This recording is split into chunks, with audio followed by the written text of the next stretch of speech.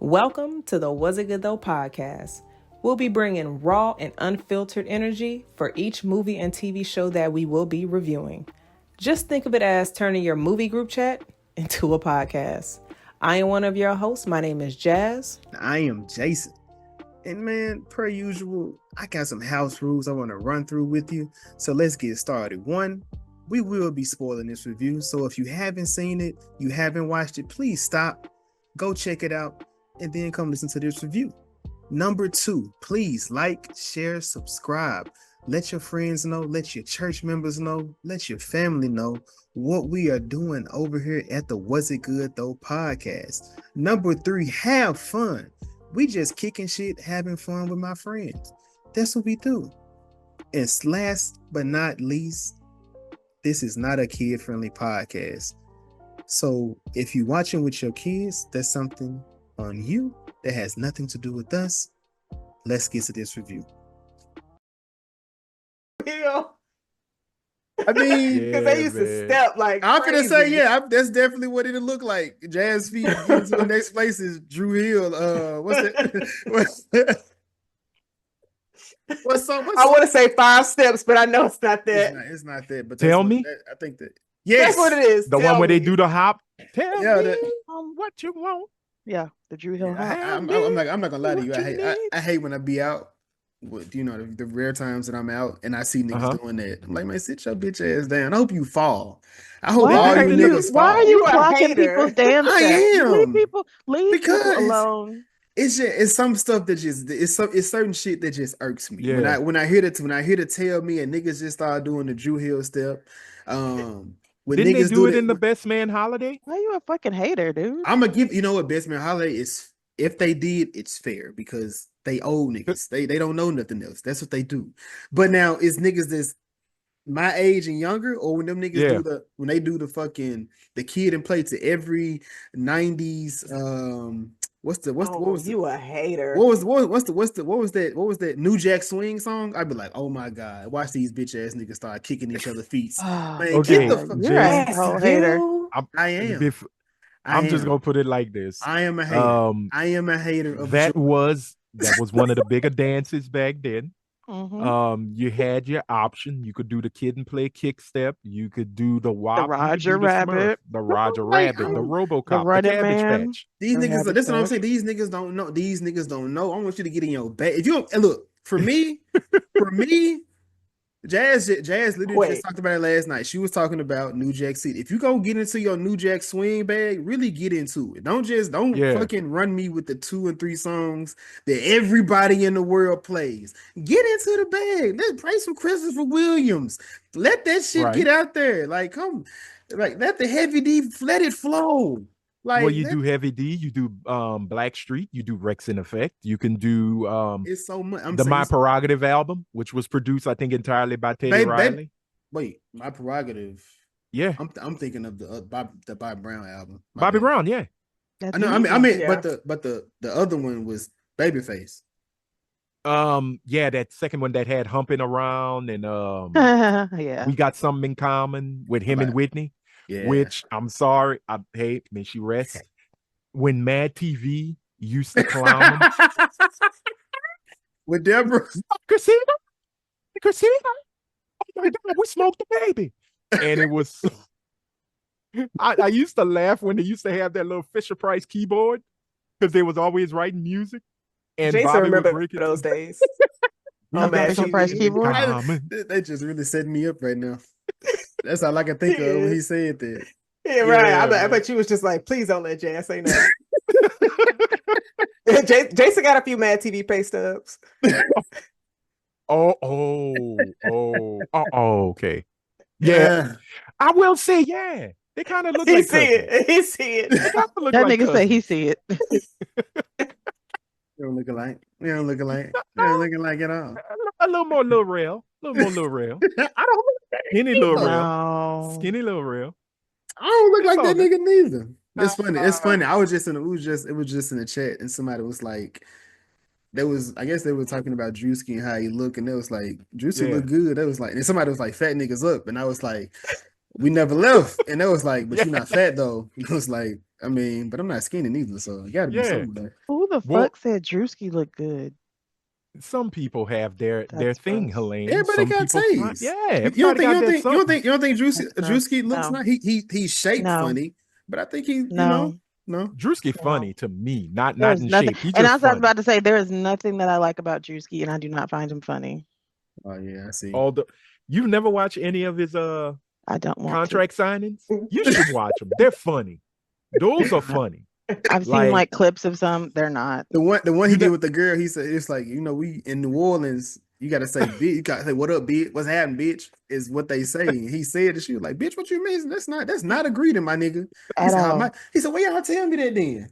Why y'all No. do me? For me, is the one with the dude that got the BBL.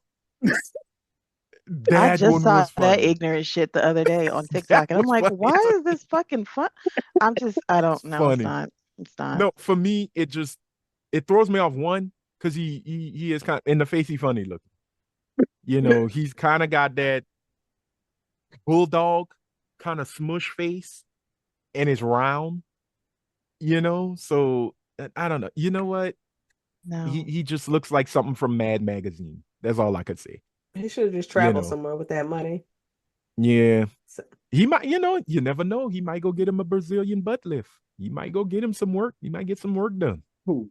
Because that dude is making money. He was on, was it Hell's Kitchen or Kitchen? Nah, Yeah, that you talking about the dude that got the BBL? No. The dude with the BBL, he's actually popular, which is scary. Oh. But Druski was on one of Gordon Ramsay cooking shows, a Next Level Chef. Yeah. He was a contestant, and they beat out, who was it? Stop putting stupid people on TV. Jesus Christ. Wait. Druski is okay. Druski is what should beef with Druski? I've never seen nobody have beef with Druski. You just never found him funny. He's just not untalented funny? and not funny. I mean, he funny to me. I'll give Druski that. He funny to me. There's some things that he does I will laugh at. Like when he does the imitation of like the gangster rappers of today. Yeah. And he walk up to people and he got his pants sagging and all of that, and he's doing. I want somebody to hit him. He got the rag. So, oh God, man! I mean, there's people from the 80s. I didn't preferably like with a car. There's people from the 80s that people love that I don't care for. Okay, you weren't that's born, my era. so I wouldn't expect you to. I mean, I don't have to. I don't have. They don't matter nothing. They don't matter none because I love Richard Pryor. It's people that came after him. I don't love so much. Eddie Murphy. Facts. Nothing. No. You find Druski funny, but you don't think Eddie Murphy is funny? Not stand-up wise, I don't think he's funny. Not stand-up. Okay. You know what? You just made my whole vagina dry up. Just that fast. You gave her the desert gooch. Just that you gave. Okay. Just that quick. It's just. Was it the opposite? Was it the opposite prior to? There is literal sand coming out this motherfucker now. Damn. It's like the mummy over there. It is. Look what it is. Literally. It's a fucking episode of. It is a whole episode of Dune going on right now. It is horrible. Jason hates sand. We got shouldn't have been talking shit. You shouldn't have been talking shit. We were Spider-Man 2 early up in this bitch, so shit. I guess we just keep it going. But you know what? I'm gonna be honest with you, Jason. There's some people, like for me, Eddie Murphy, the only stand-up that I could listen, I enjoy thoroughly, like from beginning to end, is Delirious. And that was his first, stand-up comedy special. That was on HBO when he got the red leather outfit. Mm-hmm. And then Raw was the purple one, isn't it? That's the purple one. They're hilarious. It was funny up to a point, and then it just dragged on. It was kind of like I was watching Cat Williams. Like Cat Williams, I enjoy 30 minutes. Like a 30-minute set of Cat Williams is the strongest thing for me. Once you get to 31, I'm like, okay, did you now see that pretend Africans say that his last 5 stand-ups were not special? His specials were not special? What African? To Cat Williams? What's the fake Michael Blackson? He said, "Oh, he's not fake. Oh, he's straight African."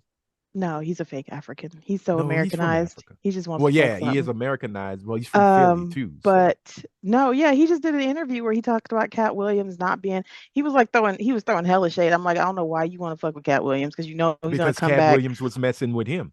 on an Cat Williams episode of kept Shay saying, Shay and go off on you. yeah. Well, Cat Williams had told him straight up, if you eat a manwich meal, people will respect you. And then Michael Blackson said some stuff on his show, and then Cat Williams came back. So they've been going back and forth for a But good Michael while. Blackson also has A never been year. funny. So I mean, you can get you with these sheets. yeah, no. That's Your the only thing he did. motherfucker. That is the only, like, you can be a comedic actor and not be funny. Like Tiffany Yeah. Haddish is a comedic actor, but the bitch is not funny. I think. But she ready. No, I don't give a What's shit. I like you like DC Young Fly? No, too young. So I will watch clips of the 85 South show, and I will Mhm. I like them together. I don't think I can Yeah. deal with DC by himself, but I like all of them together. But I prefer Yeah. Chico. what's Carlos the, or I get Car- it mixed up. Carlos not funny. Which one is You the don't think bald? Carlos Which is one is the funny? bald one? Oh, Carlos and Chico. Chico. No, Well, the one that's Chico's the like, bald one. Bald. okay, then I like Carlos. Oh, he Carlos shaved not- his hair? He shaved his head finally? I don't know. I haven't seen 'Cause- Chico in a minute. No, he got that little piece. He got a he got that tuft George of Jefferson hair. thing going on. Yeah. He got thing that you and Jazz got going on. Which is Forehead. Nigerian head. is everybody what got he's a trying to forehead. say. What Listen. you mean? Listen, Jason, with our powers combined, Right. Mega minds. I told Jazz when she steps off the plane, literally she's gonna step off the plane, and I'm not gonna hug her. I'm not even gonna give her. I'm gonna give her Y'all an just gonna Eskimo touch forehead heads? kiss. We're just gonna touch heads. They gonna be like That's the it. cone, like cone heads. Yeah. Yes, that's exactly what Then we gotta make this sound like the aliens from Mars Attacks. Oh man, I'm still I'm laughing at the fact. gonna run in slow motion down the causeway to her, and then we're just gonna touch heads. And Oh, like, that might if cause there's a some fine niggas cataclysm. around, I'm acting like I don't know you. I'm just like, Wow. Oh no! Oh hell no! Yes. I'm embarrassing I in public. don't I don't give know two you. shits. I I will don't give a laugh. damn. I will fucking Forrest Gump wave her down. Johnny, Just hey, I'll be like, that's my blind friend. sister. That's That's my my blind friend. sister. Don't listen, that's my blind sister. She don't know what's going on. she's a I little don't give a slow. shit. I don't. She give only a runs on good one goddamn speed. that part, Slow. dude. I don't give a shit. That's why me and Caleb, my oldest, can go out so much. Like when we go out together, Caleb don't give a damn. We will break out into dance in the middle of the grocery store. Like we don't give a damn. That's trifling. But that's fun though. Whatever. When you ain't got no shame. Chappelle show. Hey. What's happening? What's that? What's When good you with have it? no shame and you break out in the dance with just random mofos and family. Oh yeah, I will. I'll break out in the dance with people I don't fucking know. I don't give a shit. What y'all gonna do to me? I ain't gonna see you people again. I don't Who gonna care. pop me? That part. I hope I see them Who people gonna again. check me? Chappelle. Did you see that this is- jigaboo tap dance? Yo, let me. Chappelle, this is Anthony, and this is Helene. 50% of the Talkin Ish, a podcast amongst friends. This is Chappelle from Recap. Hello, good sir. Kickback. Yes, hello, love your y'all. podcast. I was gonna say Enjoy- big fan. Oh, thank you. We appreciate Yeah. that because now you're 6. So we're good. Shut up, Anthony. We got an even Yo. number now. We used to be 5 for 2 years. Now we are growing. Six fans. There you go. We're good. We Yeah, would have been yeah, yeah. 75% of the show, but the light-skinned bitch don't know when to come on. So Yeah. She said she didn't watch. Did you see her text? She's like, No, oops, I forgot I'm- to watch. I'm like, how have you No. not? But You ain't I've never run into seen a few. Django? I've run No, into a she few people this complained week that about have it. not have seen it. I And bet I'm she like, did. Too much hate. surprised. Too much white hate. no, and yeah, she said she was gonna get nauseous watching it anyway. So I'm like, I was dude, he all right. does kill a bunch of people. Like, she should be happy, but I don't know. You know, she Yeah, but I picks and guess the chooses. lead up to the killing of the white folks is what she Oh. didn't want to deal with. Wow. So I Oh, mean, wow. look, You got to give him a reason to kill some white people. yeah. Well, not really. Not really. Not You're really. right. I agree. Really? You just came You on know. just shooting white people in the face. I was gonna say ask OJ, but 1, he dead, and 2, he did have a reason. I mean, What was the reason? guess what room we in? Yeah, I would too. What was the reason? Yeah, what was the White reason? women. Well, what is that? What What is Women. that? It's women. Women. White women. There you go. White women. Okay, I Women. got you. That's nice. Or I I could have go appreciate that. white, and most of them are shaped like ice boxes. Women. Oh yeah, He said- like Taylor Swift got that long, She got a long long- back. That Yeah, long man. back. Baby, long that's back. that She- back is everlasting They, and long. they be having torsos on them, the white folks do. They really do. Yeah. It's Hell so of a sad. torso. You know, I try to tell. I try, man. I try my hardest, to show some niceties towards them, and then they just That's show nice why of they you. have. Well, then they show why they got long backs, and I'm just like, I can't do it. I can't tolerate you. I try. There are It's some so I'm actually weird cool that with. some of like they consider themselves the beauty standard, and we look at them like, but are you though? Well, they're the beauty standard because they beat the beauty out of our black asses. They But try. Think about it. So They I mean, beat that okay. out of So I was gonna bring that up during the talk, like how good the black slaves looked versus the white women the that white did no slave work. masters. I'm like, Well, being in the Yeah. sun. like none of y'all Mhm. are attractive. Even the white women that did no work, y'all just sitting in the Yeah. house all day and y'all are still ugly. Like, how are you still wrinkled all through here and you don't do no work? Was the slaves from Atlanta? That's my only question. Was Atlanta. Why Atlanta? Did we do our Right. intro? no? Okay, wait. So this be good. Like, Jason, everybody what's good? Is everybody good? Everybody good? Hold on, let me grab. Hold on, let me grab a water real quick. I need a water. I'm parched. Oh my Yo. god. Been sitting I guess here Quentin talking. Tarantino You know why he's parched, right? Because of the sand dune that he done caused chalked up over here that done pissed me the fuck off. That's between y'all. Yeah. Jason saying some wild stuff. That's why he's parched. You might give you an oasis one day. You never know. Not Chappelle, with how them- you doing? Not this with them evening? not with those dumbass takes. I'm chilling. Thank y'all for waiting on me. Hey, I had to finish up another recording. Yeah. So thank y'all. You are fine. I know. They went Yeah. into a whole. I was gonna say, yeah, Anthony and how We were Jason doing were nerd shit. nerding out real heavy. Yeah. Okay. Cool. We What was y'all talking doing? about What y'all? Black Spider-Man, which Oh, I thought was y'all was talking white about Black Spider-Man. Captain America. Oh, we were. He was were. white Captain America too. You know what I'm saying? I enjoyed the adventures of Nigga Bird, but no one Fucking Anthony. just feels the same way. I mean, there's so many people now having these goddamn dissertations on how Marvel is fucking it up, and then I watch one, I'm like, yeah, they kind of right though. Like, Like I see it. yeah, I see what y'all did. I see. Gotta now. agree. You could have did this instead of that. I feel you, but they did Could what they have did. you weaved. Yeah. It Yeah. happens.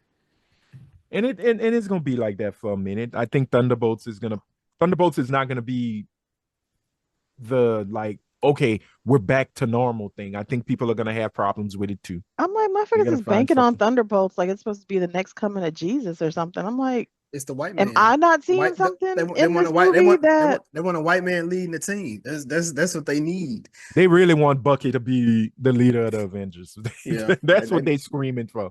Looking back for They- they great white hopes. They're gonna go out in bundles to go see that motherfucker. Oh yeah, the pink Bundles. toes are I'm not gathering. I'm not gonna go just on principle. Like I'll wait till the last. I'm not gonna go during the opening weekend.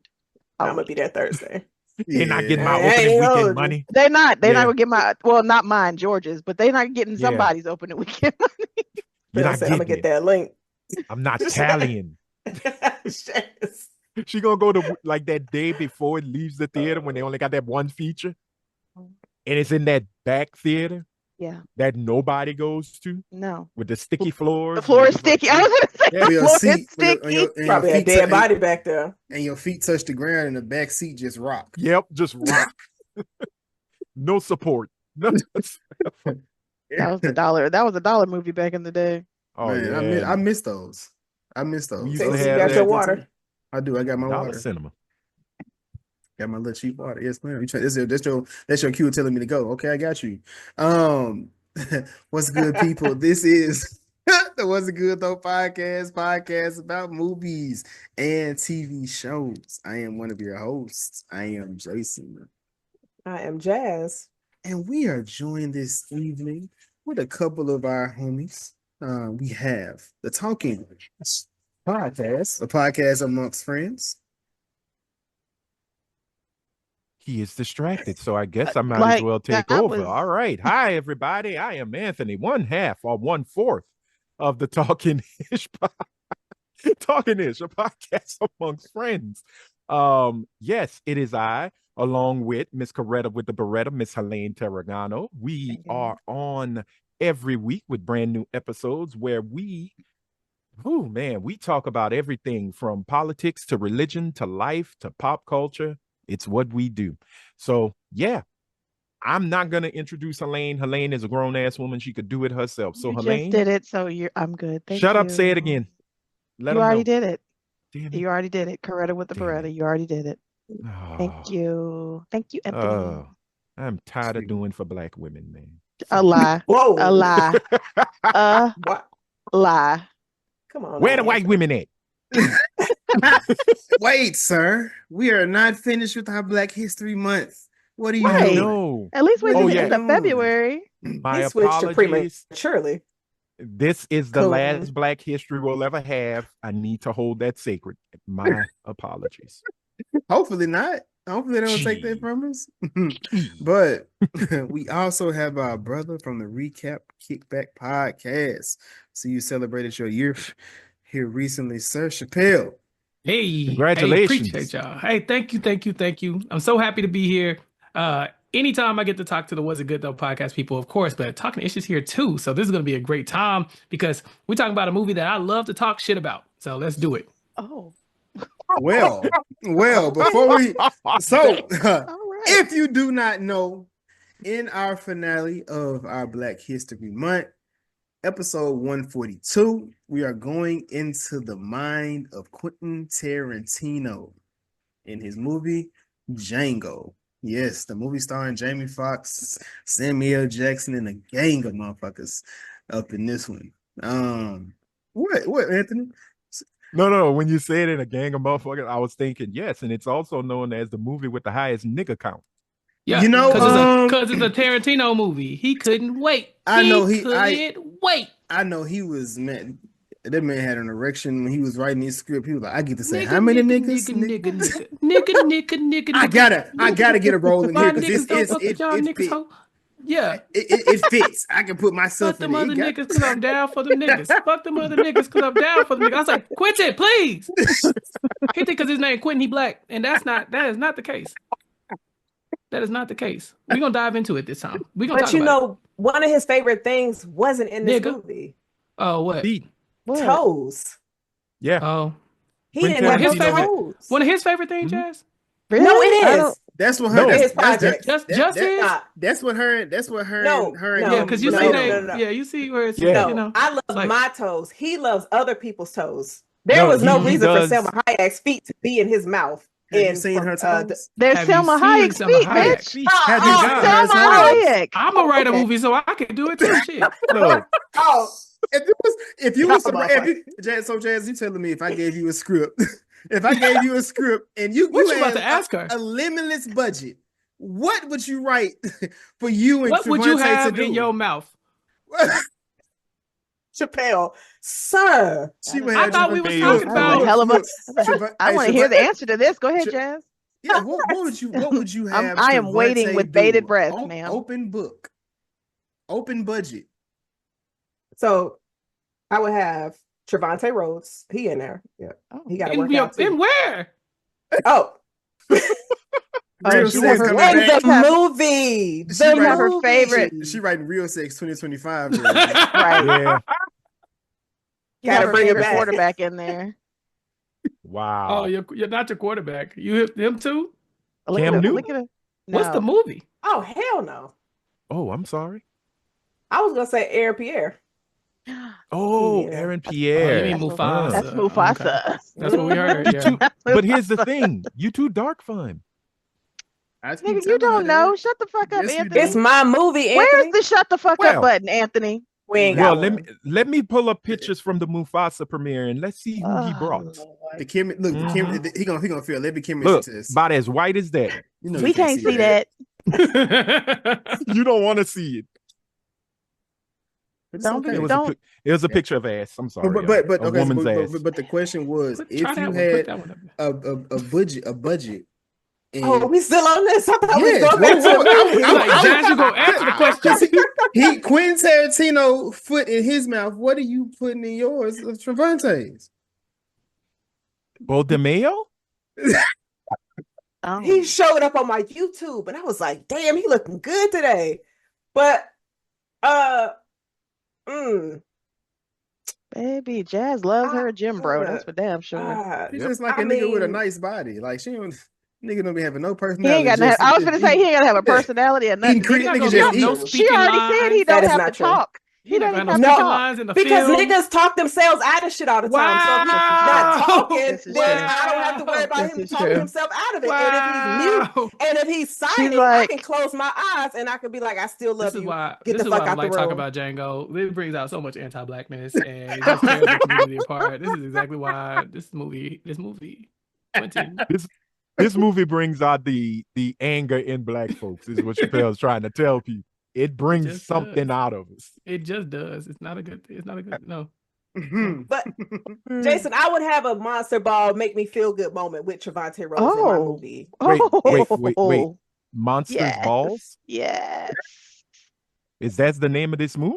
That could be. No. Could be. Oh, Could okay. I was wondering. I'm not mad at it if it is. I'm watching that one. Like I said, I'm gonna watch. I'm gonna see. Monsters I love the Balls. support. I love have the to see support. it. I'm watching. Hey, I'm there. Support black businesses. Support black Exactly. film. You know. Where Support would this black movie creatives. If where I'm would this movie be scrolling, played? if I'm scrolling with the, and I'm like, oh, monster. 2 hours. Oh, hey, I'm here.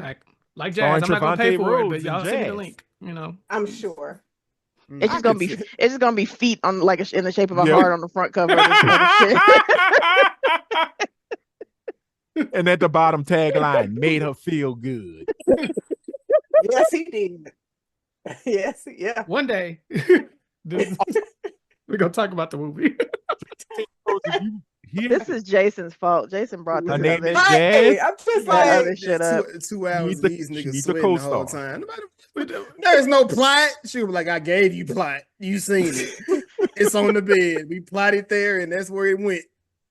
No, Jazz strikes me as one of the motherfuckers that's gonna be pulling a Mimi Foss. She's gonna be hanging off that Not the that shower extra rod. Hold on, wait. industrial strength shower I rod. ain't falling. Okay, I yeah, ain't okay. falling. First off, Home Depot yeah, still hasn't that's recovered. not what Jazz. That is not what Jazz do at the gym. So she's So- not pulling up and holding off of anything. I mean, she did say she was clumsy, so maybe not. But I never. So anyway, off of me and on Django. Yeah, because I mean, this is Jamie- starting to turn into a Right. they did have Jamie hanging upside down, so maybe Jazz would do that when she be hanging by her toes. I wish we would have got a That'd be better dope. shot of Jamie. Why do you want that? That'd be Why would dope. you want to see that man being tortured like this? No, See what I'm talking about? she No. don't care about the No. torture. Hey, Just but the I know apparatus. what she cared about, but I'm gonna tell her what. Like, at the cost of this black man hung up like a slave. Hey, how dare you, Jazz? hung He up like said, I pigs. did. When you put it like that, you're right.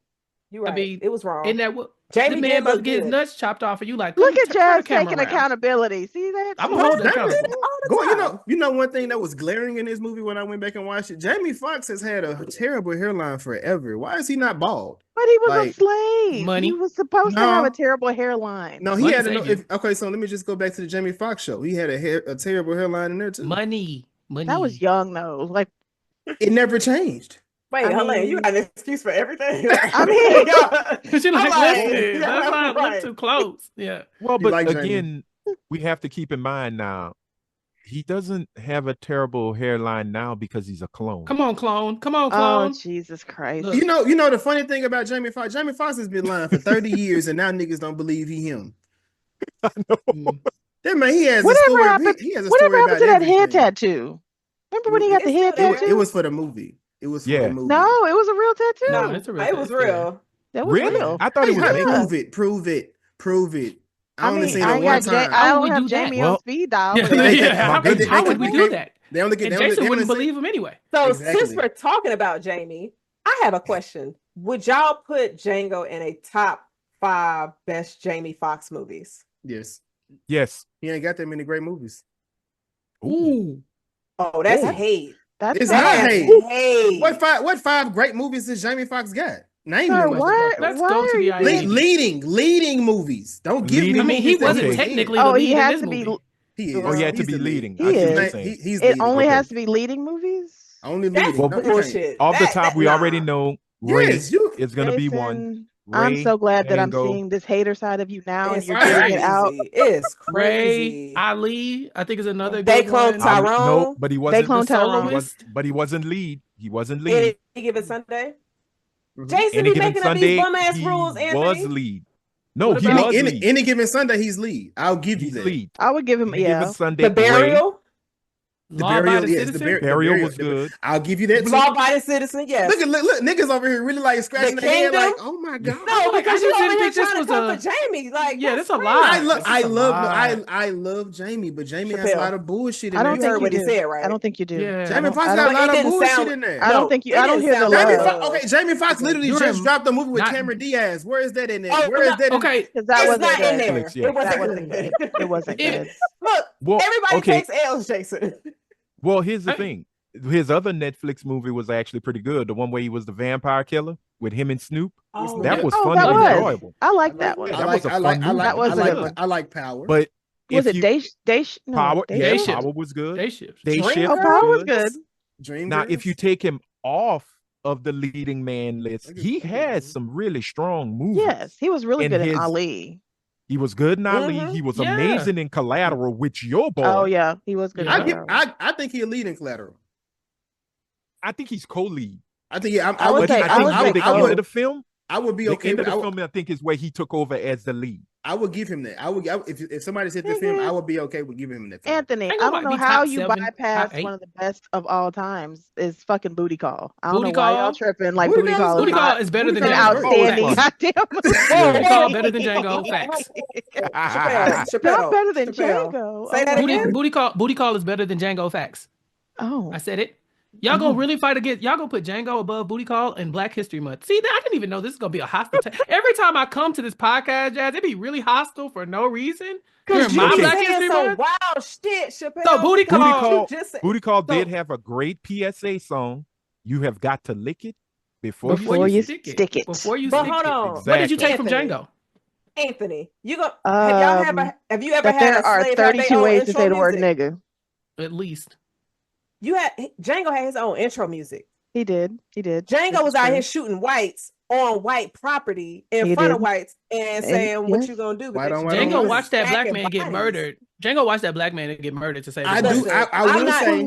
I will say. I love the whole thing of them Collateral showing, like, damage. him. Yes, it was the whole thing of him. He had morals. He had to let him go in order to get what he needed in there, and unfortunately, collateral damage Yeah, happened. step all over my niggas to get to this girl.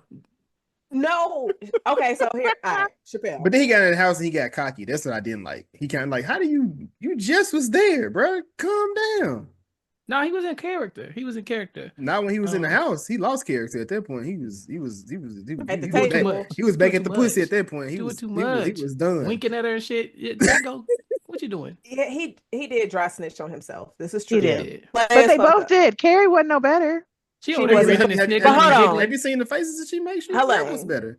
Like, Yo. your husband, you ain't seen 3 years. You thought he was That's dead. fair. That's fair. Look, Because if you she see collapsed. him- That's real. No, because A they should have slave? had that time back in the room when she was freaking Joichin with Schultz. She could have got jumped on Jamie, and then they could have been stone She faced by the passed time they out. got back to the table. But okay, but He wasn't even conscious.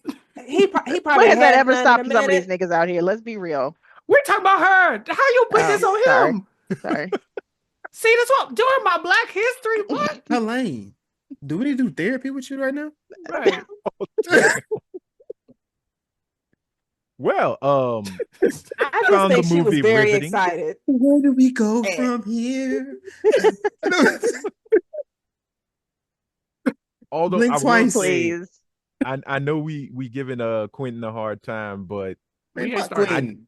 I Well, don't and- mind. and look, look, I don't hey, mind that's- Quentin Tarantino. yeah, He can but let him Come have his on. racist moments. It is the what it one is. thing I Okay. do give him was the movie was very visceral in its depiction of black bondage, because in all honesty, slavery has been romanticized a It lot, has. even when That's it true. has come to the points of, oh, we were rough on the Negroes, and let's kind of depict it. The 12 years a slave. It's romanticizing that. But with Django, and I knew with Tarantino putting his 2 cents in it, it wasn't gonna be pretty. It wasn't gonna be sexy. It wasn't gonna be romanticized. It was gonna get down and dirty, especially when they did the Mandingo fights. Which, if you know the story of those, that was harsh, man. They used to literally brine their fighters, dipping them, making them sit in salt water, in a saltwater solution for hours on end to toughen their skin, basically turning them into walking leather pouches. The whole dog attack, which, whoa, that threw me when I first saw it in the theater because of the sound and the Schultz that nigga Schultz was shook. He was shook. He said, "Nah, you got me fucked up. You think I'm finna shake your hand, my boy?" He's like, the South is not where I want to be. No, But have y'all heard the not at all. story? I'm sorry, go ahead, Jess. No, I was just gonna ask, like, because it with the comedic elements in this, and then you got those serious scenes. It was like sometimes it reminded you, like, oh, this is a slave movie. Like Django is killing all these people, like making jokes and stuff, and then I'm like, you see that scene with the dogs, you see that scene with the Mandingo fight, and I'm just like, oh shit. Did and then when they took Carrie box with Kerry Washington's interviews about when she was getting beat on the set? I remember reading something like she was saying that the cast and the crew were real protective over her because they wanted her to be like a damsel in distress, but to really feel in that character. And so like she would be like, they would put her in them situations, and then they would like be like, hey, we got to go get her. Cause like she would go in there emotionally, I guess is what I had saw, but it didn't get real physical, did it? Like they wanted to really just tossing her around where they too much, It's like they were, but they weren't. Cause like from what they said on the set, they wanted them to kind of stay in character. And so it was like, it wasn't a friendly hee hee ha ha set on every day. And on the time that she was having to get whooped, it was like it was not an open set. They had just the few people that they needed there.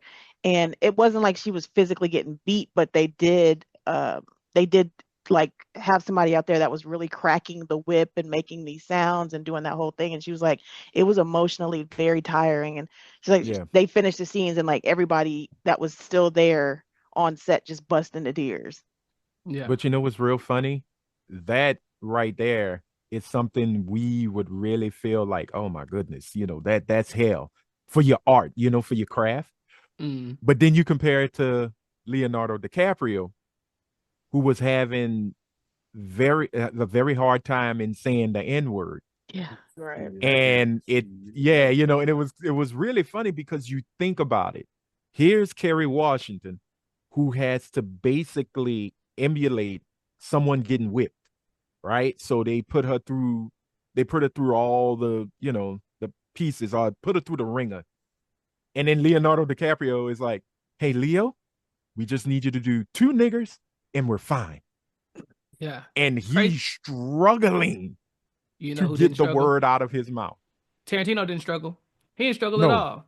No, because he loved this shit. I'm glad you brought up DiCaprio. They were, I'm not the biggest Leo fan. It's not that I don't think he can act or nothing like that. Like, he's great. But, like, I don't know. His movies really don't be my favorite movies. However, I remember reading somewhere about the scene where he rubs the blood on her face. He really cut his hand and stayed in character, and she wasn't expecting him to rub the blood on her face. Right. They like after they called cut, they was looking at him like, "Sir, so how can you can go there, but you can't bring yourself to say nigga goes on? Like, come on, Leo, stop." He was at that point. He was in the nigga part. It was over. But you gotta remember, these are people that like he's looking at somebody like he's on set with Samuel L. Jackson, he's on set with Jamie Foxx, he's on set with Kerry Washington. Yeah, these are and now he's got to look at them and be like nigga, y'all ain't shit. Meanwhile, Tarantino in the back saying nigga louder, say it louder, say it with your chest. I don't feel it. I love seeing that report because Leo, I can't have it coming out that Leo is a racist white. I love too many of his movies. I need him to be an ally for real, just like how Jason needs Tom Cruise to be an ally, but we know he's not. But we know he's not. Yeah, he's not. And it definitely need. It does go to show you that when you think about it and you hear that with Leo, and then you go, and I always reference 12 Years a Slave when they talk to Brad Pitt about it. And Brad Pitt was very nonchalant about the whole situation. He got nigga That kids. was well, yeah, but he was never one to like, he didn't show as if he had feelings about the situation, you know, because dude, the story of 12 Years a Slave automatically is horrible. Okay, a free black man caught into slavery, thrown in Louisiana, my home state. Hello. And he ain't seen his family, and he got to pick cotton and cut sugar cane for 12 years. And when they asked Brad Pitt, you know, how did it feel to be on set? Was it, well, you know, there was some very hot days, and you know, and I'm like, oh, it was hot. Okay, it was temperature. Hot. Have you been to Louisiana? It was hot. Yeah. It was, I mean, you lived in I New don't Orleans. think it was that. I don't. That. It just wasn't that heavy for Brad Pitt. Clearly, Pitt owned some slaves. I'm telling you that now. Well, he didn't win. He was used to saying nigga. He went and got his kid. It's Rico, everyone. Right? Not him. Thank you, Rico. Rico, hello. Jazz, how y'all doing? Thank y'all, by the way. And thank you for joining. Herlane, as always, I appreciate y'all. And I don't even know who Chappelle is, but you like a cool nigga. So what up, man? I can Rico. That. Rico, so you look like a cool nigga. Chappelle, we have unity for Black History Month. Right? I mean, we talk about Django, so we gotta hold it tight because this will tear you apart. He hit the Can I tell my Django story? He hit the J Pence finger. It's got to be less than a minute and a half, Rico. I promise it is. As long as the most wild feeling in the world is being the only black people in the theater going to go see Django. That shit was awkward. That should be illegal. Yeah, was in a movie. You was in Get Out.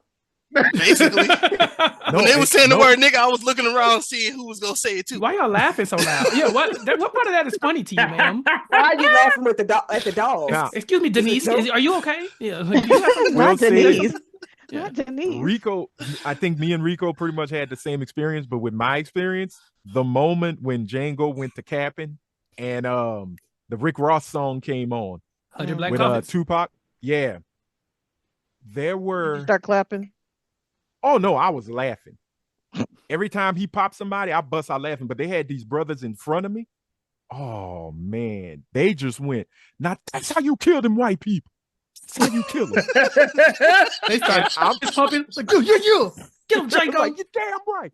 That's how you shoot a white motherfucker. That's my nickel. Yeah. Quentin Tarantino at home, like, that's what I'm talking about, nickel. Like, yeah, okay, Quentin.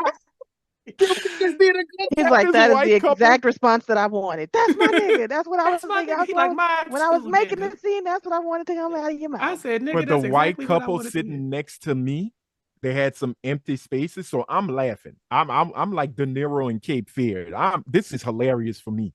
They just politely, when them brothers start saying, that's how you kill them white folk, they got up and they went down 5 seats. And I'm just looking at them eating popcorn like. Now, where they fucked up at is Django should have been out on Black History Month. Well, again, it was our moment. I mean, look, you got an hour and a half of black turmoil, of black trauma, black torture. True. You had your part. Now it's our turn. This part's our turn. This is for us. The last hour and a half of this long ass movie. Dear God. Alone for no reason too. Yeah, the nigga on the neck. Why do y'all think it's that long? I don't. It's 2 hours and 45 minutes long. Yeah, what the hell are they doing for that long?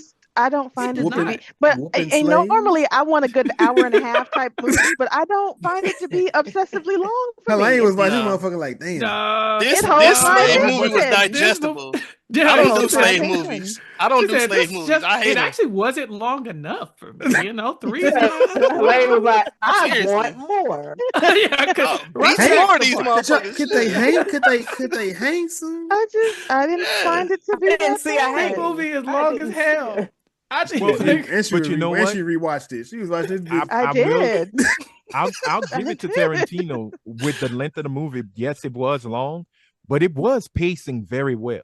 Well, Like, Yeah. it moved very well. Like it didn't have those moments where you're just like, oh my God, either hang this black person or Oh, it move definitely on did. in life.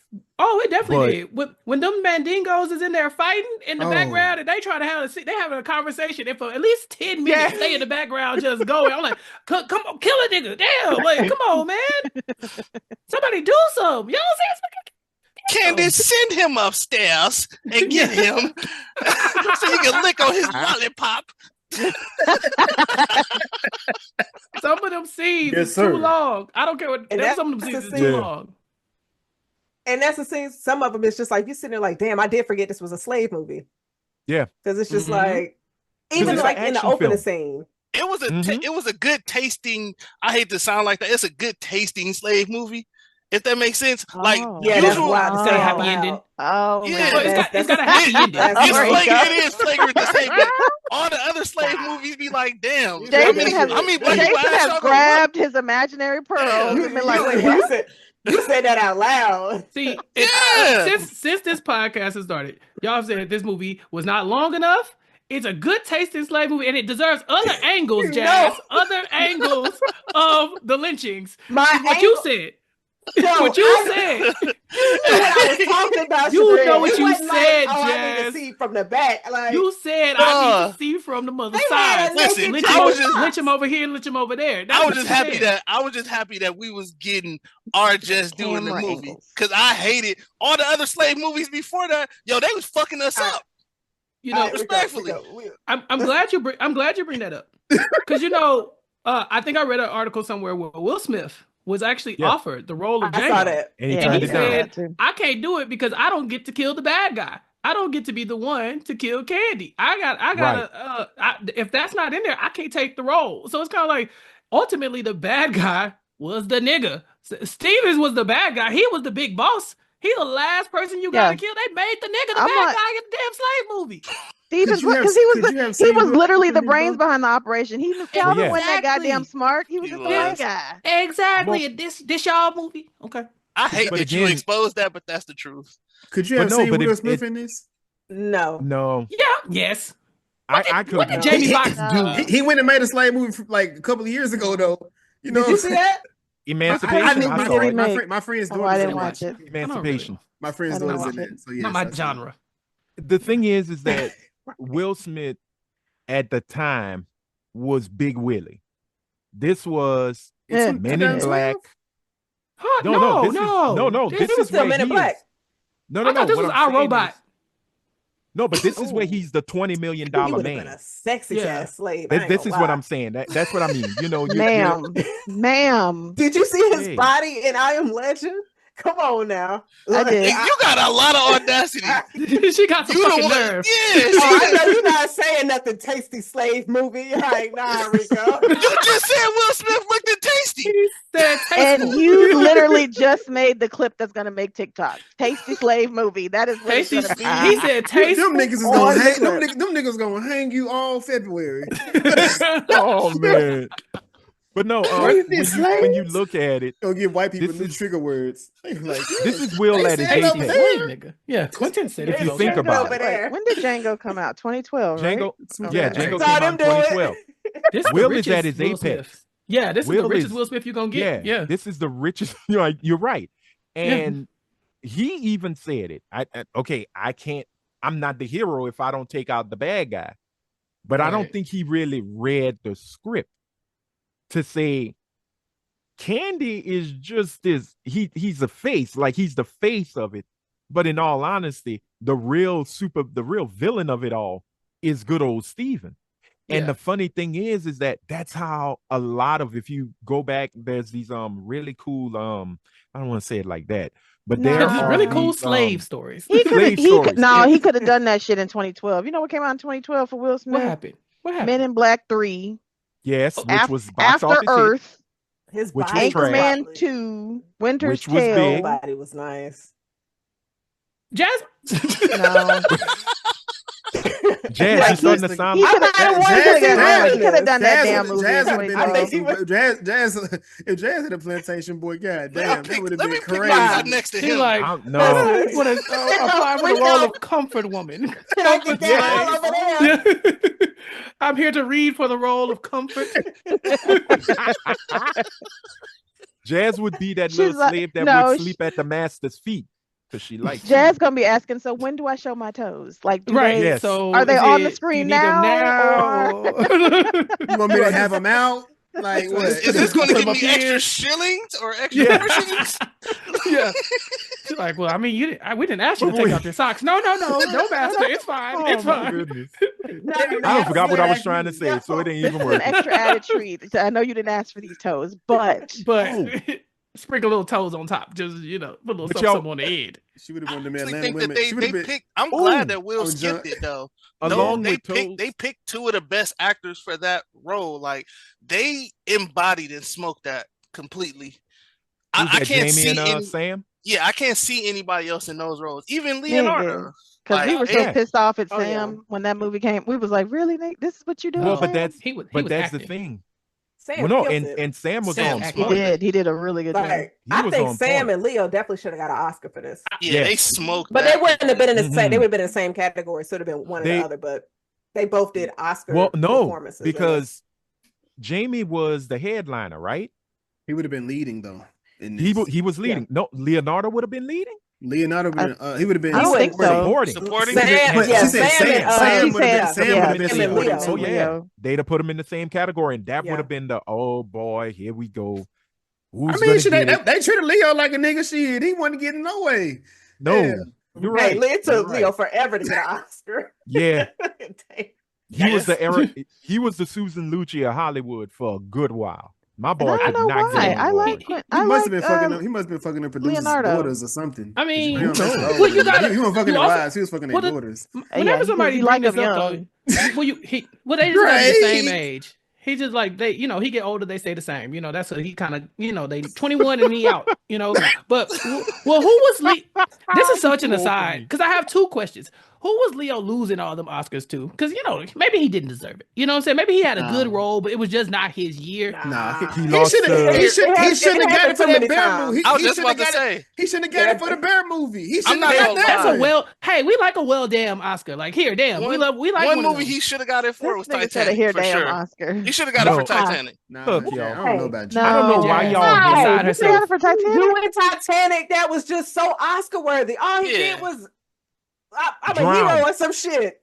Y'all the ones trying to give Leo an Oscar. Survive. Yeah, I'm not giving Leo an Oscar. What was the name of the bear movie? Got an Oscar. Revenant. Oh, The Revenant. The man got raped by a bear. He deserved the Oscar. Did he get raped by the bear? He did. Oh yes, that bear. I never watched the movie.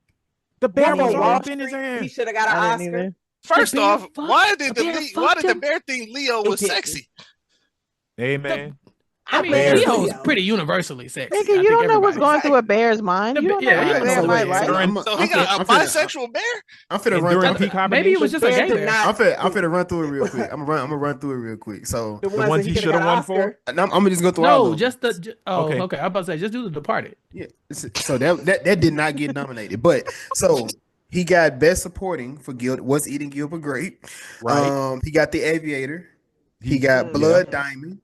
Wolf of Wall Street and Once Upon a Time in Hollywood. Wolf of Wall Street. Is also Wall Street the Wolf of Wall Street. But what did he lose to? Like Wolf of Wall Street, what did it lose to? Is my question. Okay, so I bet it's a movie don't nobody even talk about. In the meantime, he lost to Daniel Jazz, you better Day-Lewis chill out. It might be your Interstellar. If he lost to Daniel, if he lost to Daniel Day-Lewis, he deserved it. He deserved to lose. Yeah. Daniel Lewis, he ate that. Oh wow.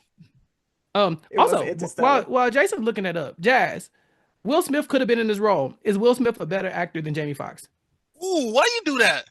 Ooh, damn. That's tough. That's tough. Hey, the easiest way to answer this: who got the better autobiography person? And that's tough. Oh my God! Why are you putting them? Right. Why am I pitting two bad bitches against each other? I don't know because that's what we during Black History Month. What is wrong with you? You turn into the villain that you said we were. Someone literally said on this podcast that they couldn't see Will doing this role, and I'm like, okay, do you think he couldn't do it as well? I could see him couldn't. doing it. And I'm gonna go out on the edge. I think that Jamie got it.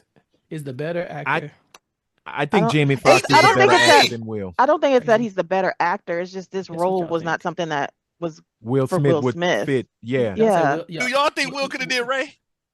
No. And that's exactly my point. Jamie Foxx Jamie couldn't do Jamie couldn't do I don't know if that's true. I don't know if that's true. true. Oh yeah, so Jazz. Dallas Buyers Club. Dallas Buyers Club, which is Matthew McConaughey. Okay, he earned that. That's a fire movie. Okay, fire movie. Yeah, my previous email. Leo wasn't robbed the shit. So we put niggas against niggas and whites against whites. Matthew McConaughey or Leo? Who y'all pick? Leo. I'm going with Leo. I'm picking Leo. I'm talking about career. Matthew was the same person. I'm picking Who Leo. won when the chips were down? Hold up. I mean, Who won when it mattered? Who had the clutch G? Hey, Matthew looked the same in movies and commercials. He do. I can't even tell when he acted. That's what I was about to say. Matthew has started to just be himself and shit. Because he has started to just be himself. He is the white Sam Jackson at this point. All right. Will Smith is himself in everything he do. That's rude. He's not. That's He's not. rude to say. Hold on, who'd you say? His Fresh Prince is an alien chaser. Fresh Prince as Will Smith is the same in every role. He's not. He is. But you said that about Denzel Washington. Movies, yes. You just be lying. It's the way you be lying. It's just the way you be lying. Anti-black. He lies. But I'm not gonna let you off the hook either. You said Sam Jackson is the same in every role. Yeah. Yes, motherfucker. That's just not true. The lady said that. She said that. She just lied. No. Let me. You know what? I will retract some of that statement, and I will say not every role, but about 75% of them. And that 75% is Sam Jackson. Samuel L. Jackson is just being Samuel L. Jackson at this point. Will Smith not I'll meet you at 56%. I'll meet you at 56%. I'll give you 50. I'll give you 54. But I'm not gonna sit here and let you diminish this. 75 is crazy.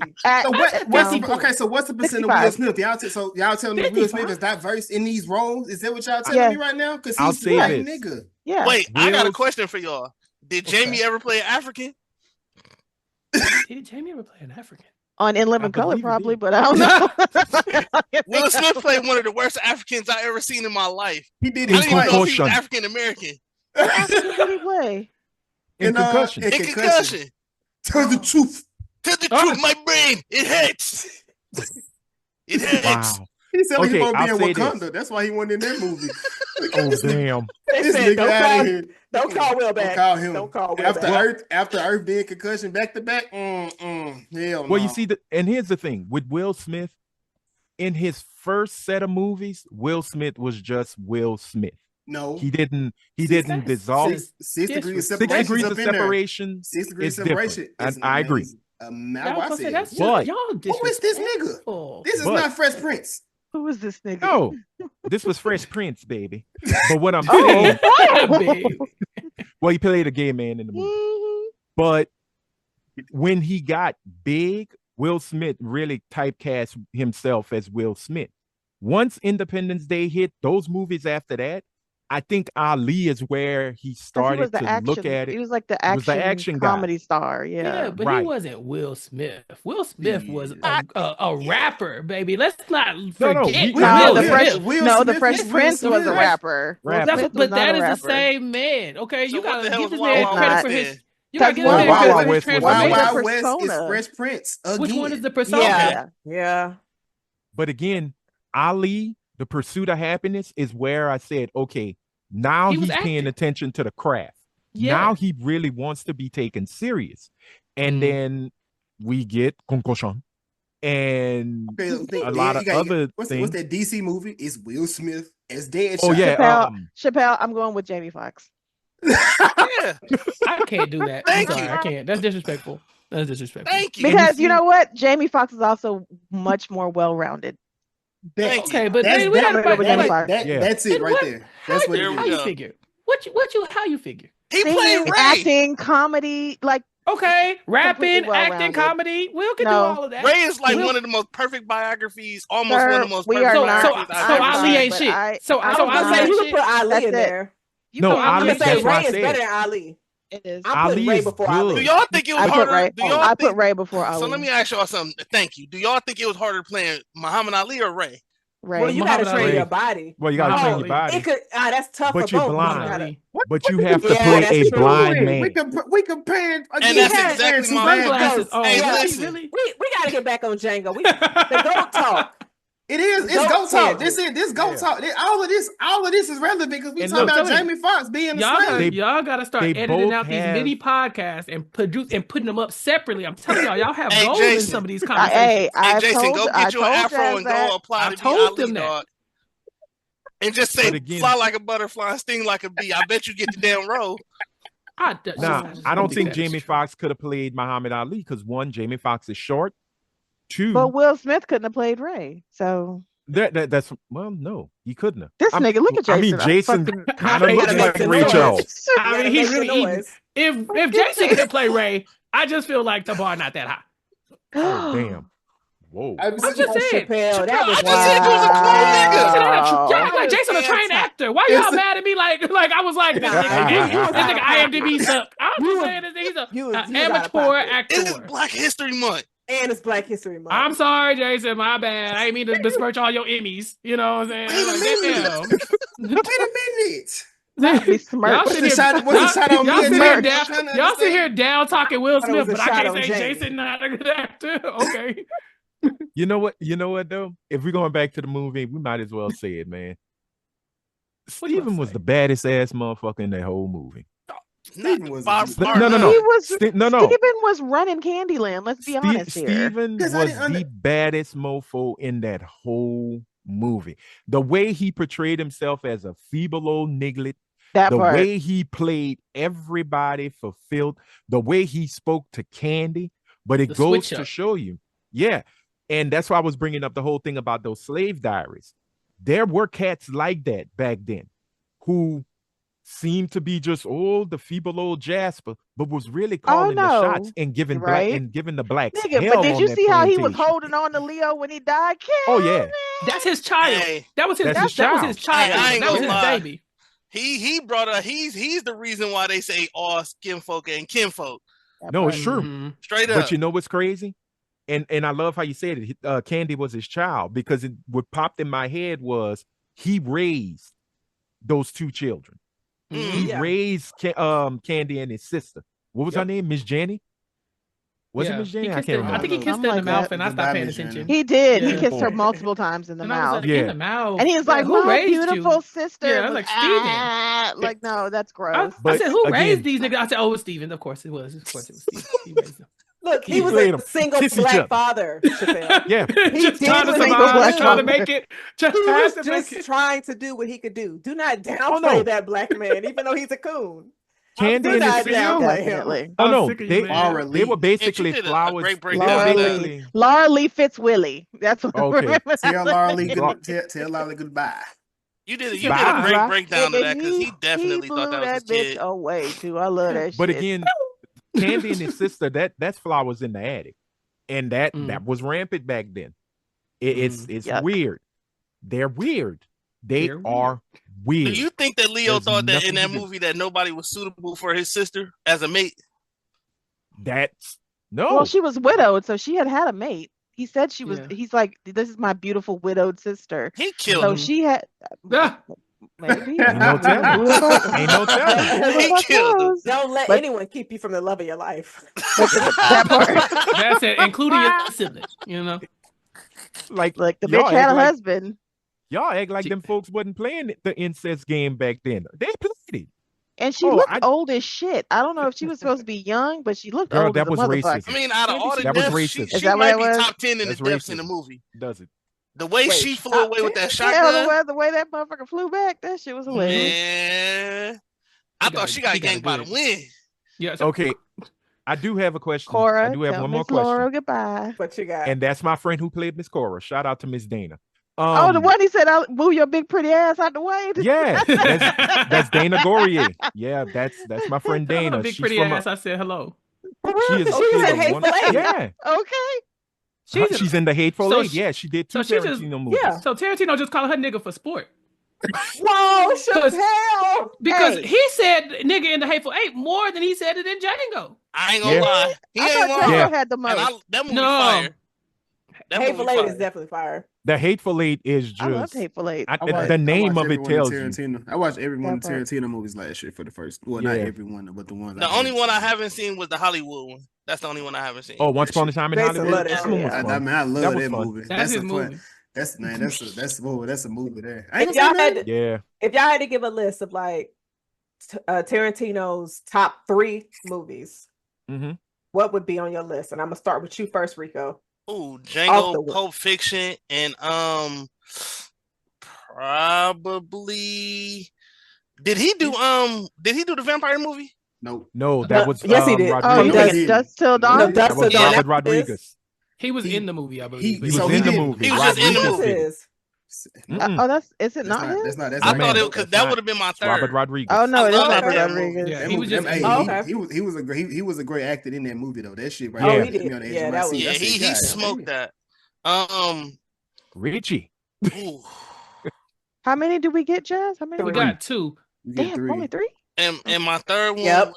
Too many y'all niggas. I'm gonna have to come back for my third one. Y'all go. Because the movie's not that good. Oh, let me go to somebody else before Chappelle. Jason, do you have your 3? Yes, I'm on Once Upon a Time in Hollywood, Django. Don't go. Not that good. Oh, Inglourious Basterds. I'm gonna go Kill Bill for the third. Which one though? The first one. Okay. And then Rico just gave his. Helene, you got your 3? I'm gonna go Kill Bill, Pulp Fiction. Shit. I'm gonna go Hateful Eight over Django. All right, the Django. Chappelle. You was going to say the Django. I was gonna say the Django. You gotta The say D is it silent, somehow. bitch. Yeah, I heard it in the back of my head. Chappelle, do you have 3? I mean, if I have to rank them, yeah, but I don't. This is not my guy. Jackie Brown is number 1. Fire. Kill Bill 1, and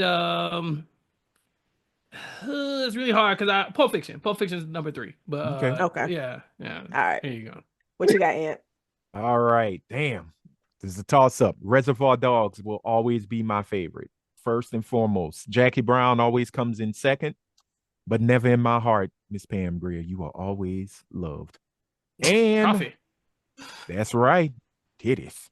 Oh, excuse me. My third one, I have to say Kill Bill, Volume 1. Yeah. Okay. Because it was just, it was like a live action anime for me. It was. And I loved it. I love the first one. The second one is good, but not as good as Volume 1. It's not that first, bitch. Yeah, man. Woo! Volume 1 was just the shit. Jazz, what you got? I'm going to say, come on, Ant. I'm going to say Hateful Eight, Pulp Fiction, and Jackie Brown.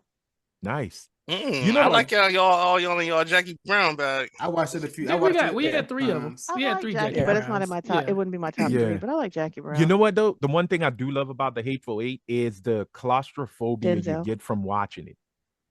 Oh, because like being in the cabin, yeah, yeah, like just that the intensity of being in that one spot stuck, and there's a blizzard going on. And you trying to figure out, I love. And white folks that's one thing I love about left it. and right the whole time. I love what the one thing I like about Tarantino movies is it's always a good story behind it. You know, that's the one thing he is a good writer. It's definitely a unique story because Pulp Fiction was kind of all over the place. It was all over the place. But did you notice how they all start coming together towards the end? Like all of the stories start intertwining towards the end. That's what I like about his movies. But Jackie Brown was hopping back and forth too. Hell, it was jumping from place to place. Hey, I don't understand how Chappelle can say Quentin Tarantino is racist. Like do you know how much money that Quentin Tarantino has given Samuel L. Jackson over the years? That man is his slave. I just looked. He pretty much in almost all his movies. If I every single damn one of them. ain't that line directly out of Django? It sounds like you a nigga. You know, it's like I sent you to school to become a lawyer so you could be my lawyer the whole time. It's like you let me say nigga in all these films, baby. I'm gonna break you off a little something. Let you get a little cash. I mean, the funniest part in otherwise Sam Django, gonna slap the hell out of him. Because the niggas in Pulp Fiction was unnecessary. Them was the most the ones in Hateful Eight were just excessive. I don't care what nobody said. There wasn't even barely no niggas in the room. I mean, just need one. It was only one nigga. It was back in the day. But that's what I liked about it. Like Anthony said, you can feel everything. Like the feeling in that movie that you get is like, we know the nigga ain't the one that's doing all the killing, but we know that he gonna play an intricate part, and he did. You know what I'm saying? His part was revenge, right? You know what I'm saying? Like his part was revenge. So I appreciated that part, but my favorite part in Django, hands down, is when Django and them first pull up to the house and he like, who is this nigga on the neck? Don Johnson, man. Out in the movie theater. Oh, man, that moment. It wasn't. If I could rewind that in the movies, I would have did it. It wasn't the first time he said it. It was the fact that he had to double back because Candy distracted. He said, wait, can we get back to the nigga on the mat? I was like, yeah, that is what I'm talking about.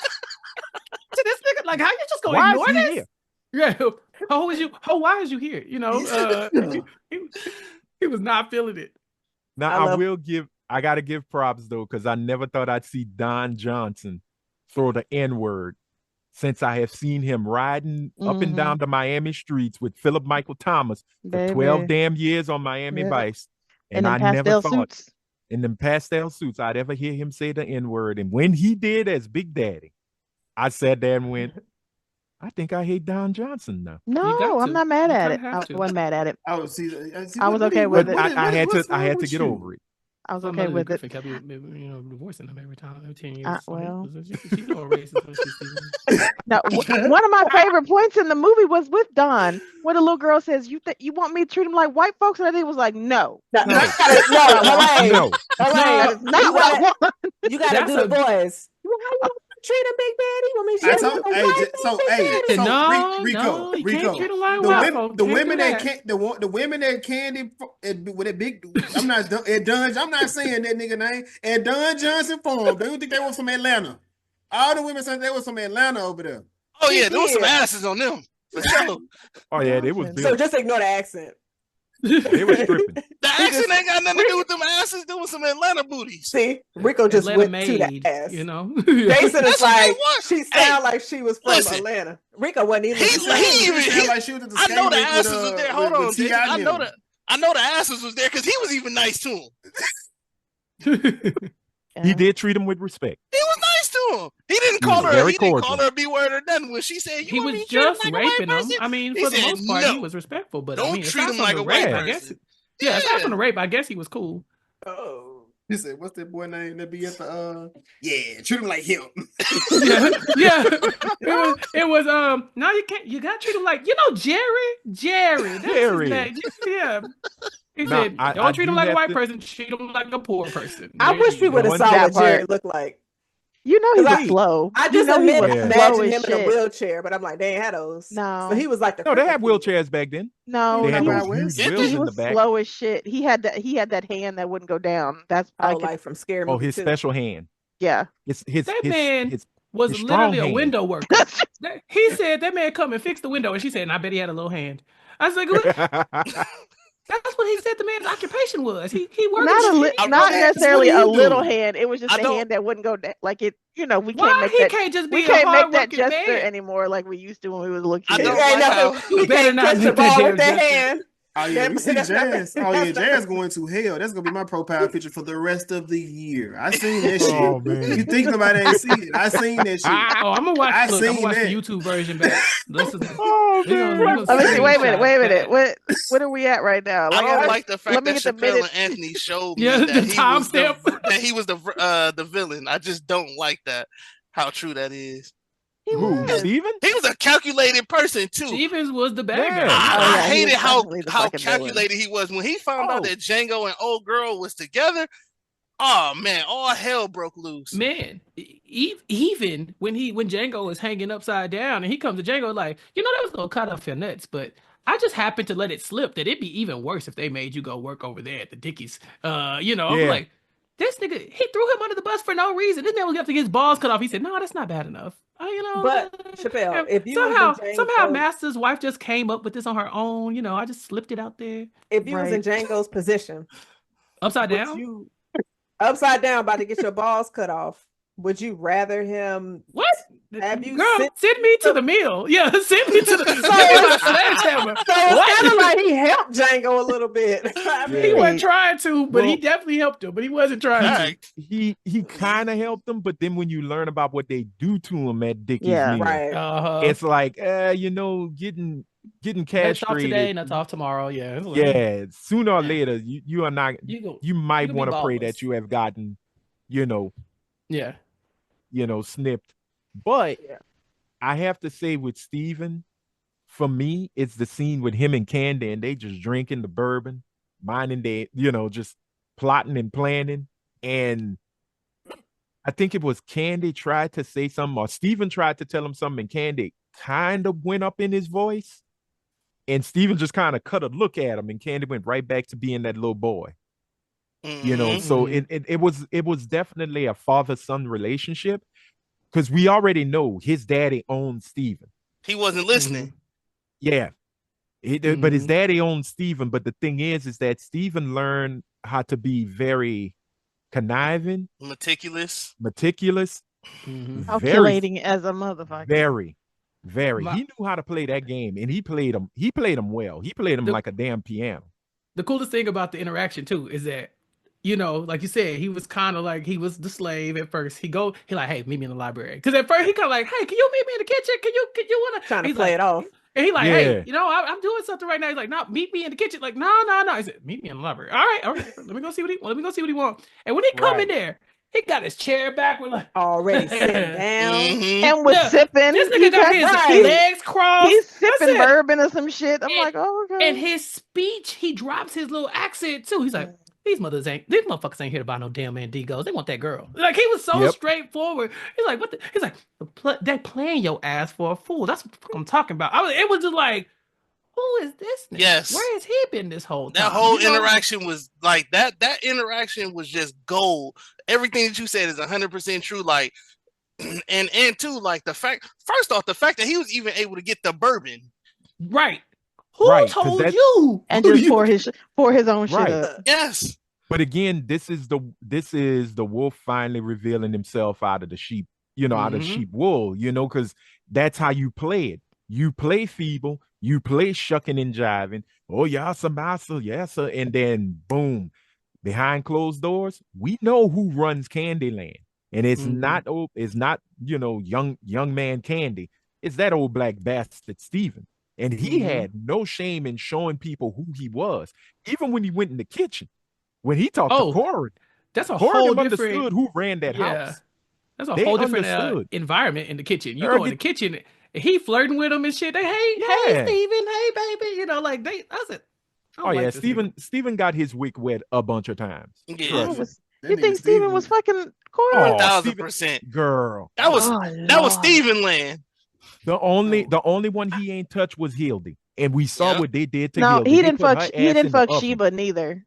He didn't fuck Sheba. You're right. He didn't have that kind of. He didn't have that kind of. No, he didn't have that pull. No, he didn't have that kind of pull. He had been there long enough. Like, he had took care of Candy's daddy, and granddaddy, so he had been there for years. Right. So, he knew the game. Yeah, if you on somebody's plantation that long, shit, you need to make. But that's crazy that you leave running your multi-million-dollar business to the house slave that your daddy owned, that has now raised you, that talks to you any kind of goddamn way, but that you still technically own. That is still your property. But I mean, if you is a man child, he is not a grown up. He never knew how to run the business. He never knew how to run it, and also, Steven know where all the bodies are buried. Steven knows all the family secrets. Yep. And even if there were a point where he go out and tell, Steven will probably get hung. We know that. But Steven really controlled the house from the inside. And with that control, I personally think Steven could bring the whole house down if he really felt like, it's time to raise some hell on these crackers. I'm destroying everything. 1000%. He had the chance. Because he could never own the plantation. If Right. Candy would have died, right when Candy died, news would have got back to the into town. The sheriff is coming, and they're gonna either seize all the slaves, seize the assets, and 9 out of 10, if Stephen would have backtalked, Stephen's power was only in Candyland. Yeah, it wasn't in the greater town. That's was why gone. he was crying like that when that boy died, because he knew time's Power up. was Like, gone. time's up, baby. I get it. Yeah. No, that makes sense. Yeah, I definitely get it. the ride is over with, and he probably had a room and everything. Shit. Oh yeah, he was living good. Yeah. But one scene we ain't talked about yet is Big Daddy and his crew.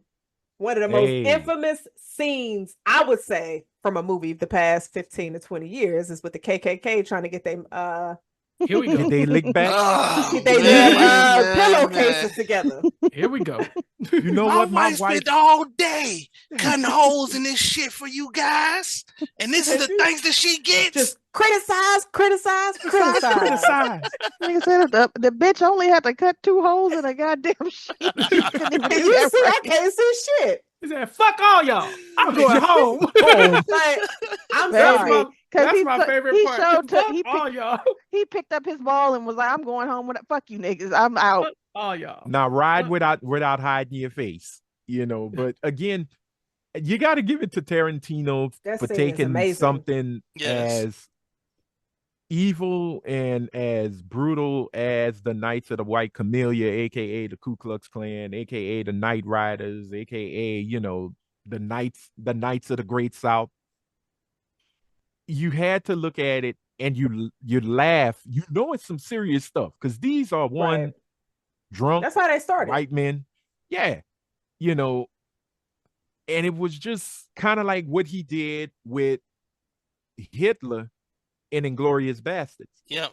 And the Germans, not all the Germans, just some of the Germans, like some of the main folks with the Nazi party, they were kind of goofy. You never seen Inglourious Bastards? Nah, it's on my list. Movie fire. Yeah, it's good. It's a good movie. Good nap during that movie. I really damn. woke up and like, damn, this is good. Wow. I can't ask you nothing about man. It's not about Tarantino. I fell asleep. I mean, I've seen some of them, but I definitely took a good nap during that one. I'm talking about woke up. The best sleep of your life. You woke up refreshed, didn't you? You was like, "Oh, I'm ready." And was laughing loud in the movie theater. I said, "Galarmy, I said to Coco, he's doing the thing." I was like, "Oh yeah, this movie good as hell." Everybody was like, "You've been snoring the whole time." I fell asleep in the theater. Woke up. Oh, I ain't gonna lie. I sleep in the movie theater constantly. I was just about to say, movie theaters give you the best sleep. Constantly. What is wrong with y'all? Even if it's just for a couple minutes, I gotta close my eyes for just a second. Yeah. Like, I got to. I in the movie theater was the worst thing they could have did for niggas. Man, I remember watching the movie. I blinked 4 times. The movie was over. I said, "Damn." Right. That's how it was. I'm sitting that there. was me during Gladiator too. Dude, when Deadpool 2 came out, I think I lasted maybe 20 minutes. Man, when I woke up, them niggas was showing the credits. I was like, God damn, I just wasted this $12. They got liquor in there. Say it they right got now. food. They got drink. They got it's cool. The seats reclined. They go. Some of them heat up. A nap. Yeah. I have noticed people like taking their blankets more. I will take a blanket on occasion now at the movie theater. They sell the blankets in the movie theater line. Yeah, if you go to the not IMAX, what is it? The iPick. Yeah. Oh.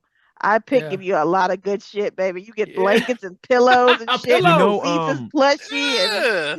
They have theaters that have mattresses. They have like little beds. They have a couple of. Why does that theaters remind me of the Boondocks episode, the Itis? The Luther. After the Luther. The best part of that is when they like, all right, they taking too long in these beds, so we got to eject them out of the bed. Yep. We put a timer on there. Go on. I'm gonna tell y'all now. Y'all couldn't go to the movies with my daddy and think you're gonna fall asleep. Oh, my daddy is the one. Because I'm asleep. Oh yeah. Oh no, my daddy would literally pop you on the chest Hey man, I ain't paid $5 for your ass to come next. That's You why I'm could gonna have did pay. that home. That's why I'm gonna pay. See, you Exactly. see your movie. You Yeah, see you your gonna movie. I'm have gonna see to my movie. Hey, You know, I like, fucked my mom up one day. She's like, "You got McDonald's money?" Well, ma'am, yes, I do actually. So can we still go? I will be having chicken Part. nuggets. That part. She was so livid. She was mad as hell.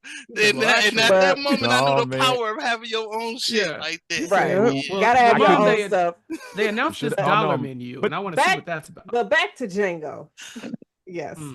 I did have a question for y'all because this movie had rap music in it. Yes. It did. A little bit. How did y'all feel about that? Because you got Rick Ross coming out of nowhere. I thought it was great, especially that Rick Ross song at the time that they played it. That With shit was Tupac impactful going as a down on my motherfucker. enemies. Yeah, because that's basically when the second movie starts. That shit was 'Cause, impactful as a motherfucker. It's three movies. Hell, that's what I'm saying. That's when the second movie starts. The fact that this movie is 2 hours and 45 minutes. It's like Endgame. It's like a whole other movie when you get past the other shit. It really is though. It's the story of like how he met Django to the training and all that kind of stuff, and then they are a partnership, and then it's the Candyland story. Those are two separate storylines that could have been two goddamn movies. So do you think about that? No. So do you think the second half of this movie kind of turned into a love story? The once whole they got movie's to a love Mississippi? story. The whole movie is supposed to be a love story. That's the problem. Is that like you're right? Only half of it is really diving in on that. But Django has one motivation throughout this entire movie, and that is find Hildy. This is a love story from beginning to end. You know what I didn't know until my second watch? The nigga ended up becoming a bounty hunter. And not only did he become a bounty hunter, she became a bounty hunter too. She grabbed the gun. She wasn't on the back of his horse riding bitch. She had her own horse. Look, she was ready to join. He called her a little troublemaker for a reason. That motherfucker was about it for real. So she didn't just join as like, oh, his princess he saved from Bowser's castle. No, she put me in the game, coach. You know what I'm saying? Like, I'm ready to kill. That's a black woman, Chappelle. I mean, because look what he did for that woman. That's the least she could have did. Wow. Did you see what he went through to find her? Hey, do you see what she was going through? But not to find him. She was just trying to survive. She was trying to find. She was trying to get back to that man. I was gonna ask y'all, would y'all try to run with y'all love? Like if y'all was on a slave pen, so you take your girl and try to run with her? Yes. Like run away? Is she fast? Is she gonna ask a whole bunch of questions? We gotta get the fuck out. Can she jump? Does she have any transferable? What? Are you athletic, baby? Oh, Jazz gonna get fucked. Jazz gonna be in trouble. Jazz stay in the gym. I know she could. Chappelle, I just told y'all. Jazz does not do them type of workouts at the gym. If it ain't getting her legs or her toes, she does a lot of squats. Jazz is doing squats. Ain't no running. She looks flexible, so she can jump over a fencer too. No, Jazz do not go to the gym to be athletic. Jazz goes to the gym to look good naked. That's the only reason that she going to the goddamn gym. That is it. She ain't trying to get strong. She ain't trying to be athletic. She ain't trying to be a player now. She finna go to the Olympics or something. Chappelle is asking great questions. But see, Jazz is the perfect person. But Jazz is the perfect person to escape with because you running, I'm running, and you comes and you gonna trip and fall, and they gonna have to stop and deal with you while I. Oh, see, he gonna leave, and now you take back what you just said, don't you? I gotta be able to tell the story because he literally just left you for dead. Somebody gotta be able to send for you. I can't Django you if you don't get Broomhilda first. Yeah. Look, you don't get look. No, so look, he's definitely more Shane than Walking Dead. He's more like Shane in Walking Dead. He gonna drop your ass. Everybody ain't gonna be a Michonne. You know, some of these hoes Lori. Damn. You know, that's a fact. Too many questions. Are we following the North Star? Listen, I don't know. We following whatever star. Get your ass up and let's go. Get up. I'm gonna look. Nobody listen to no, you're gonna just have to give me I need like a 5-month time frame to get in shape. So when we do get ready to run, we gotta start. Elaine is getting left, leaving your ass there. Yeah, she gonna be trying to run with snacks and shit. Helene, I got your back. I got your back. Y'all know this night is coming. We got to be out here stretching and stuff. You can't just spring this on me. Can't just be like, all right, water bottles and shit. We gotta run. Right. When was the last time I swam? I can't just be assuming I'm gonna get across the pond. Look, Helene, a little bit. Oh, you gotta say you been taking your medicine. Thank you. I'm gonna have to get my vitamins in consistently for about a month. Sorry. We gotta make sure she's still with us because she got the food. But here's the bad thing. We can't leave the food. But here's the thing. You'd have to pull off the little white babies off of her because she's gonna be wet nursing them if y'all got to run. I mean, oh hell no. That's crazy. Hey man, I'm definitely tossing one out the window. They are definitely gonna be using these things for something, but I'm gonna have to look. What's the timestamp on that? For research purposes. He's doing the slave diaries. Yes, when we have to. That's what we gonna have Elaine doing to get away from everybody else. I might be with Rico. This is a tasteful slave review. Like, tasty. Slave review. Hey, I wish Chappelle because I ain't got time for y'all to be trying to pack up bags and shit. Right, like, we gotta go. We got to. Y'all want to put mementos and shit in bags? We are about to go. We have to plan this. We can't just wake up one Thursday morning and be like, "Let's go." No, because I need a plan of action. Harriet Tubman I need a plan. Was coming off. Now Harriet knew the days that she was coming. Y'all got the moon, the stars got to be visible. You can't just pick any night. You think Harriet did that run that many times? They would have cut her feet off. No, Harriet was out there and she was like, "Shit, I got it now," and she did. This is it. This is the time. But also keep in mind, Harriet probably would have shot you if you was lagging. She would have shot me too. She was 1000% Kill Bill. She would have popped somebody. People act somebody like, would have got popped. Yeah, we all would have hopped in line and only like one or two. She was shooting everybody. Because the people on this call laughing and kikiing the way we laughing and kikiing. Talk about Harriet, girl, you gotta slow down. Poof. What you say? I'm gonna be honest. I'm gonna be very, very honest. Nigga, I caught a leg cramp laying in bed sleep the other night, so I know I'm gonna get left. We're gonna wake you up. You're gonna say, just go. But you know what? I'm sorry, but talking shit about me. 5 minutes ago, you was talking shit about me. I ain't had no motherfucking cramps. But I know. I know my limb. I just said Jazz flexible. She be in that motherfucker tumbling around and shit. No. You think Jazz is you gonna survive with me? You gonna survive, Jason? I got video footage out there of me out here doing obstacle courses, my nigga. We ain't seen you. You own a damn 3-year-old run video. I ain't forgot. Jason, don't let her do it to you, dog. Tell her that you lift up a stone. What's happening? Jason, fight back. Fight back, Jason. Jason, remember he said, "Damn, fight back." I'll run. You know what's funny? I'm gonna say this right quick. Dancing on a table. Fight back. His wrist. How? You hurt your wrist dancing. Hold on. I did a backflip. I did a backflip. I'm an athletic big nigga. I did a backflip. Jason doing this on the table. Off the table. I don't want to hear that. Off the table. How did you hurt your wrist doing the backflip off the table? I had to use hands. That's the wrong issue. movie. I'm too big for that. I shouldn't have caught myself. You should have just failed. I gotta say this right quick because all this conversation we just had about who running, who ain't, who gonna do what, and who not gonna do. Y'all have pretty much just proved Candy's whole question.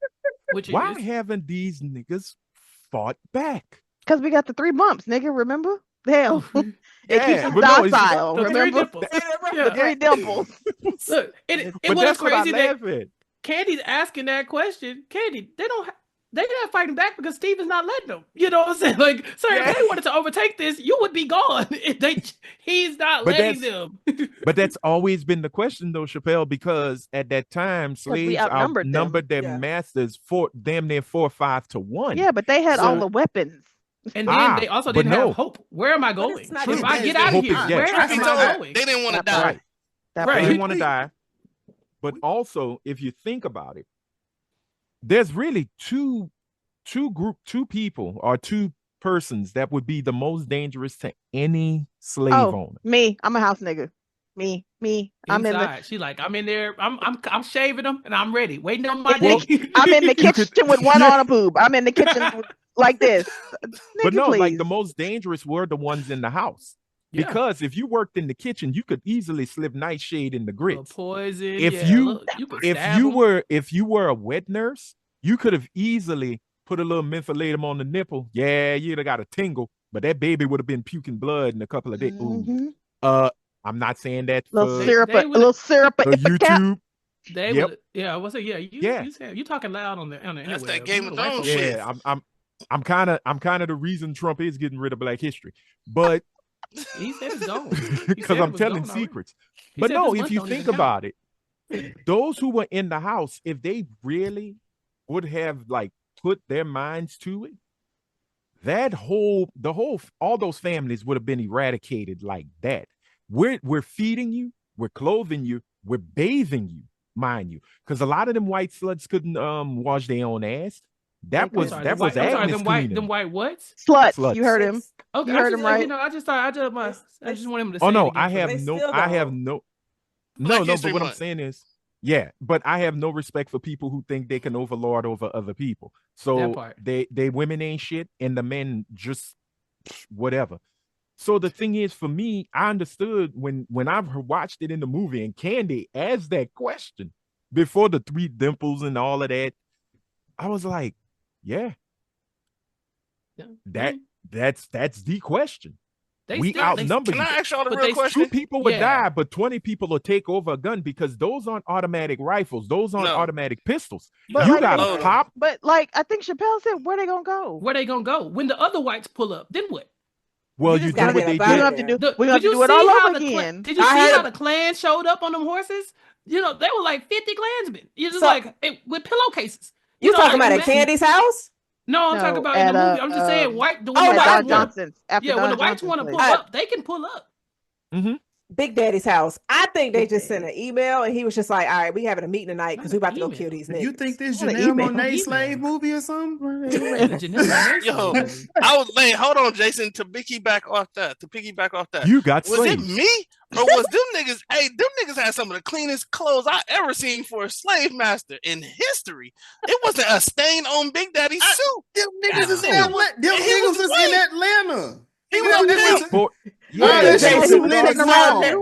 Tyler Perry Studios. Yeah, he was a pimp. Dog was clean as hell. I thought he had on some gators. I mean, Big Daddy, Candyland. Come on, dog. What you think they were sitting around doing that he would get dirty? Come on now. But we haven't talked about it, but I mean, look behind Jazz. Django is dressed like a Colonial Power Ranger. You know, he looked like a Smurf. when they decided to drip, they dripped. Okay, that's the real $1 bill right there. He's just like one of them niggas from that vampire TV show, Castlevania. That's Interview with the Vampire. No, Castlevania. I know. I love that Colonial Power Ranger. What was his sword? A Niggasaurus Rex? Slave adapter. You know, I'm like, oh my god, this nigga on a sword. This nigga a Megazord. Yeah, what's happening? Zordon, you see this? Who gave this nigga powers? But I do have a question for y'all. Since this is a Quentin Tarantino film, do you think if you had a Black filmmaker come with this movie, do you think it would have been able to be made and be as popular? It'd have been too damn serious. No, if it's the same movie, it's just not Quentin Tarantino. You got somebody else's name attached to it. Is it a name as big as Quentin Tarantino? Who would it be though? No, Ryan Coogler, the only person that I can see behind that. Spike Lee. Oh, the other nigga. What's the other nigga? We never talked to him though. You're talking about that does James Samuel. No, oh, James Samuel. James Samuel. Seal's brother. That's the only. Is that for real? Wait, no, they're related. From a Rose Seal? Yeah, that's his younger brother.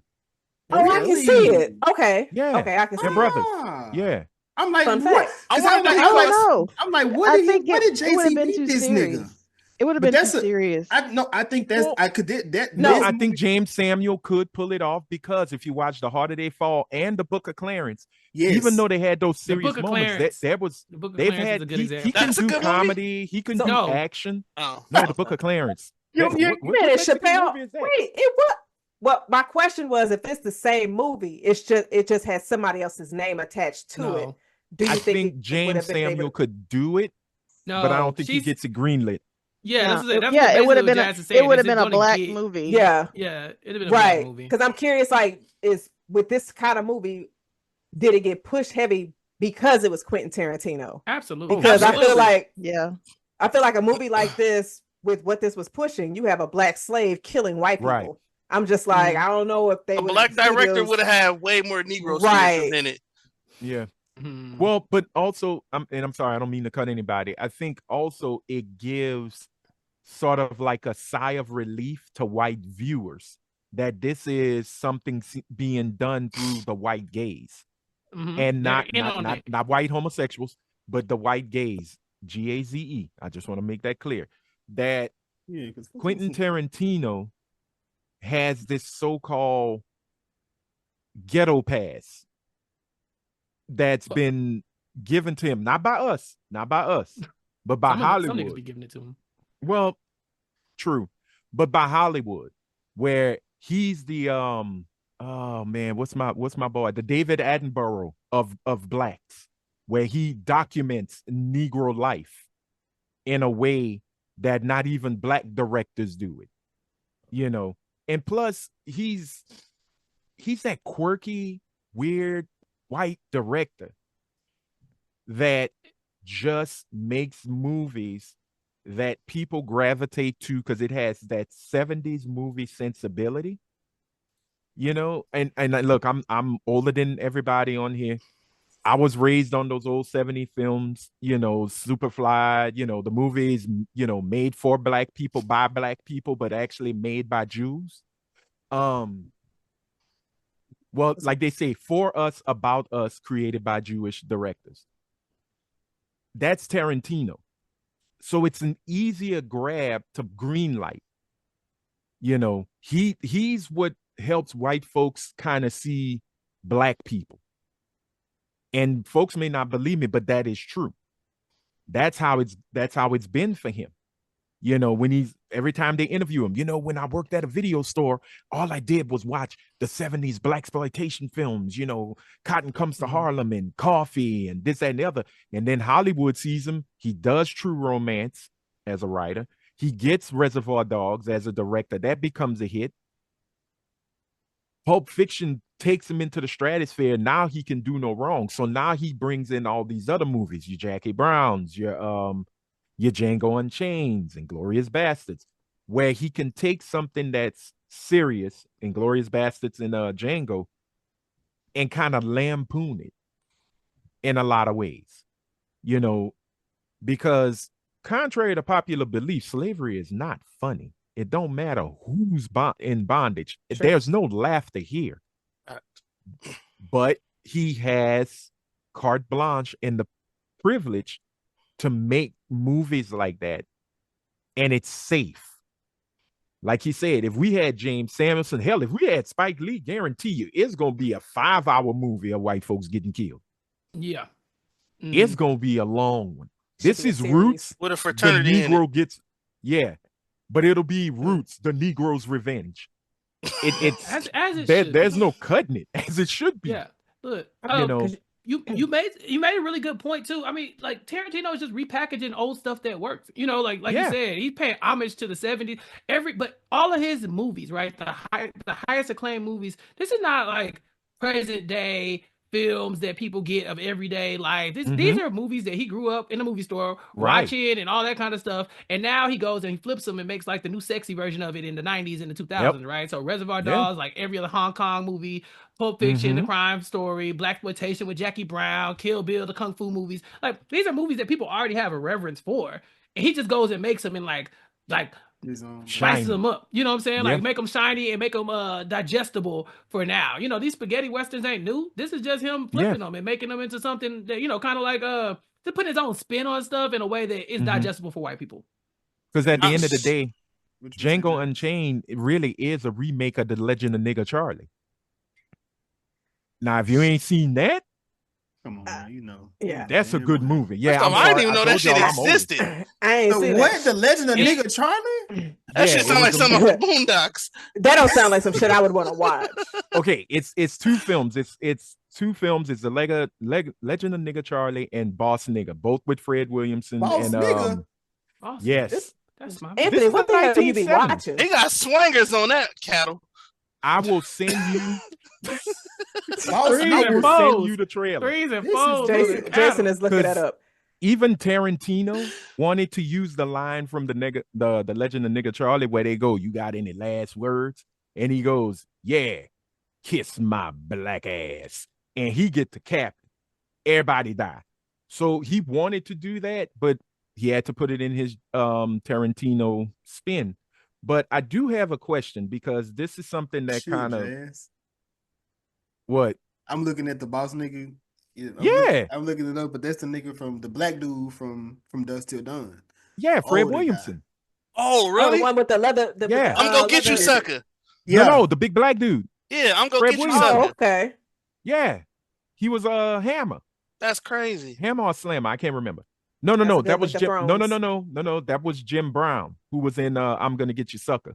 Y'all remember the movie Original Gangsters with Pam Grier? Yeah. Fred Williamson was in it. He was the one that kept saying, "Yes, that's Fred Williamson. He used to play for the Kansas City Chiefs. He is a Super Bowl champion as well." But oh my God, don't speak them niggas on this podcast. My bad. Hey, I was just no. This was when Kansas City was cool. I was gonna ask Anthony what his question was about. My question was, did y'all see Schultz as a white savior? Not really. Same here, Helene. No, not really. He genuinely cared. Like because I think it was more of a this nigga got what I need. I'm gonna get him for what he used him for what he needed, but then it was like, you know what? He wasn't American. This land, you got to remember the none of these white people are American. But wait, stop. Slave trade. He wasn't familiar with that version of like slavery, slave trade, because he was German. So when he came over here, he was just like, "The fuck is y'all talking about owning people?" Like he was completely taken aback and appalled, especially at the lack of. And it's unfortunate because he's a bounty hunter, so there's violence associated with bounty hunting, but it was violence for a cause. It was just he was not for just violence for sport. I would say he actually had more. Answer your question, Jason. How does somebody qualify the white savior trope? Dangerous Minds, Michelle Pfeiffer. The Blind Side. So the Brad issue Pitt in 12 Years a Slave. The white savior trope to me would be that like if the people of color are basically passive without this person, right? And I think that for me in this, he does give Django the tools to do what he's going to do. And it's not like he's not leading Django to liberation. He's leading Django to Django's mission is what he's doing. He lets Django do it. He doesn't swoop in and save the day at the last minute. He dies. Django's the last hour of the movie is a separate effing movie. He's barely in it because he dies, and then there's a whole other movie going on. You still got Django got to go to the get sold off somewhere. Then Django got to come back and got to deal with Samuel L. Jackson and all that kind of stuff. So I think there are parts of this that give him obviously because this is a slave movie, you need somebody to help this man get to the point where he can go on his mission. But I wouldn't consider him a white savior because he doesn't swoop in and save the day at any point. And he doesn't take kind of fucked it up. Because if he didn't shoot Candy, they could have been out of there. You wouldn't even had that shootout. That was my question, Chaz. It was on principle. That was going to be my question. Why do you think he shot him? It was on principle. It was his values. Because he's like, you can't, because he knew. What did he tell him? He's like, I think you're a sore loser. He's like, but I think you're a, what did he say? Winner. Abysmal winner. Yeah, you're an abysmal winner. Yeah. Like you got what you wanted. You got 12 grand out of me for somebody that you probably would not have sold for $200 or $300. You got the 12 grand, but you could not let it go. You had to have the last word and have it your way. And it's no. And you know what? Something in my mind. Oh, I'm sorry. Go ahead, Jazz. And you shoot him, leaving Django and his wife to not get their freedom. Yeah. I felt as if he was in a situation of, I've seen him through this situation long enough to know Django can. He got it. He got it. He had seen it. He had seen it because he told him he was going to be the fastest gun in the South, so he knew he could shoot his way out of that shit. But his nuts was hanging upside down. But didn't he get away though? Rico, talk about everything he taught him about, he used it to his advantage in the end. What That's how he he used when he was upside flip. down? What he used when he was upside down to get out of that? What he used? And then there's no way he sat up there and thought Django can get out of all of this house full of racist whites that have guns, and he got his 1 or 2 second pistol. But like, also, there's that white no man, way. that white man pride, his pride gotten away. That man said, "You gonna shake my fucking hand." That is what it came down to. That's it's like, I hate you so much, I would never shake your hand. I bet you will. But Django wouldn't have shook his fucking hand if he was trying to get his wife out of that house. Django circumstances versus dude circumstances. I don't think Django let a man get 8 in front of him to save his wife. He not gonna shake that man's hand. I don't think he would have. Here's the thing. He draw the line in handshaking. Let a nigga get 8. That's seriously. This is a Tuesday afternoon, but I'm not shaking his hand. Turn a black man into kibbles and bits. I'm okay with shaking. I'm okay with that, but I draw the line at handshaking. Dear God. But also. But here's Franklin something. Saint. True. Franklin's an honest person. I'm willing to kill the community to he give sold crack to my people. He was buddy with what's it called till he buddied his ass up. Yeah. I am willing to destroy a world just to get my mission accomplished. But I will say he didn't even have a mission though. But hold on, his world and his mission was his wife. You are going to put yourself in a situation that's going to have her in danger. Django definitely would have shook that hand. He would have shook that hand. He did let everything else. We free. But here's the thing, and you said it. What Schultz told Candy, you're an abysmal winner. Mm-hmm.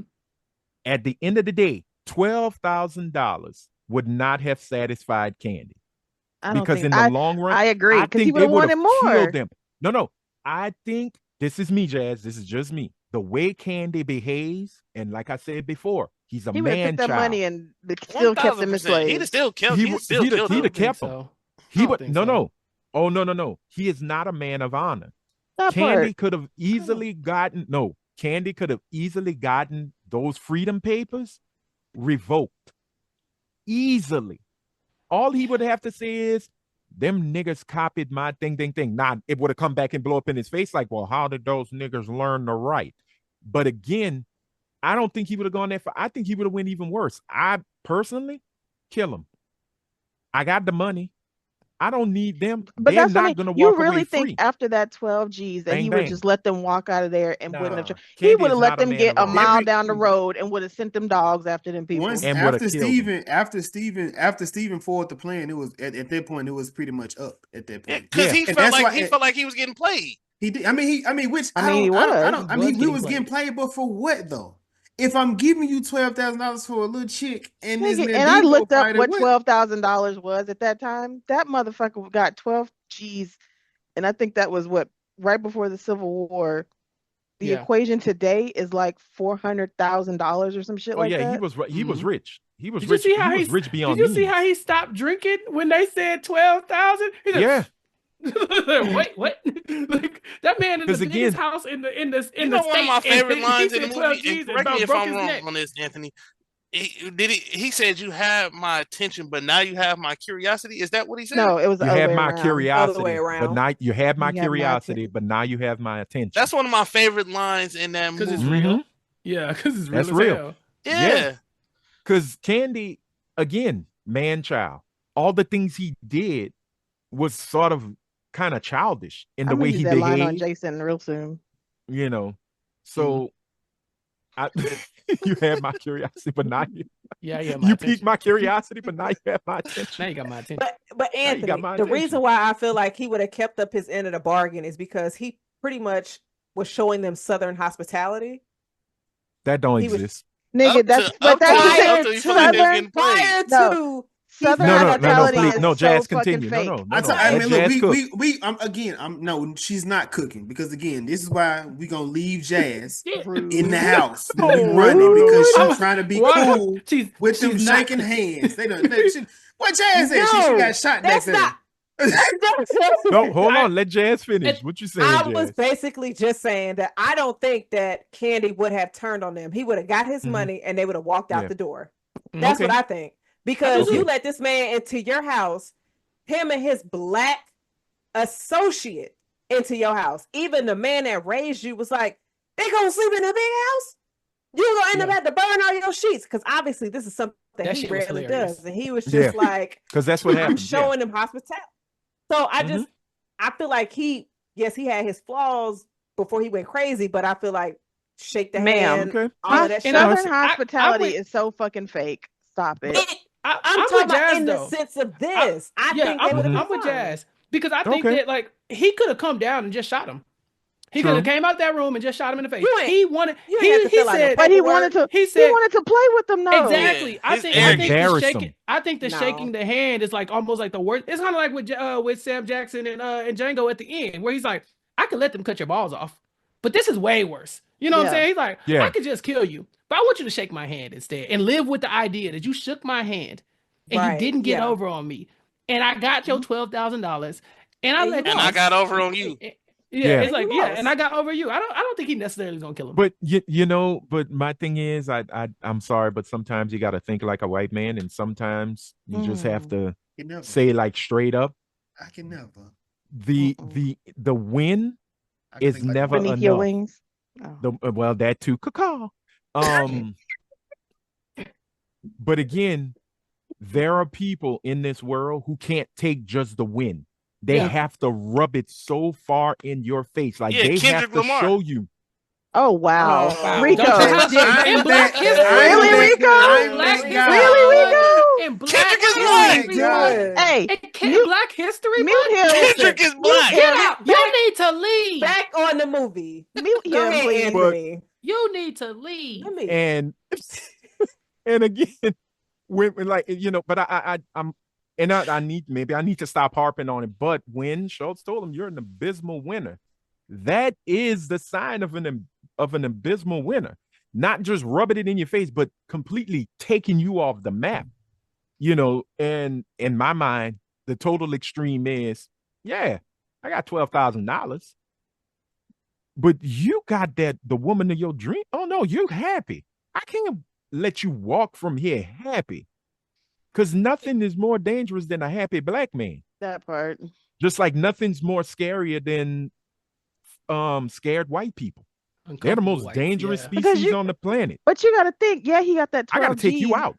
But Schultz gave him that 12 G's way too easy to let Ken, like if Schultz had put on a show like, oh my God, this is the last money I got, maybe Candy would have been a little different. But the fact that he was able to write that check so quickly and be like, okay, I'm good, let's go, let's get the fuck out of here. That shit didn't even affect.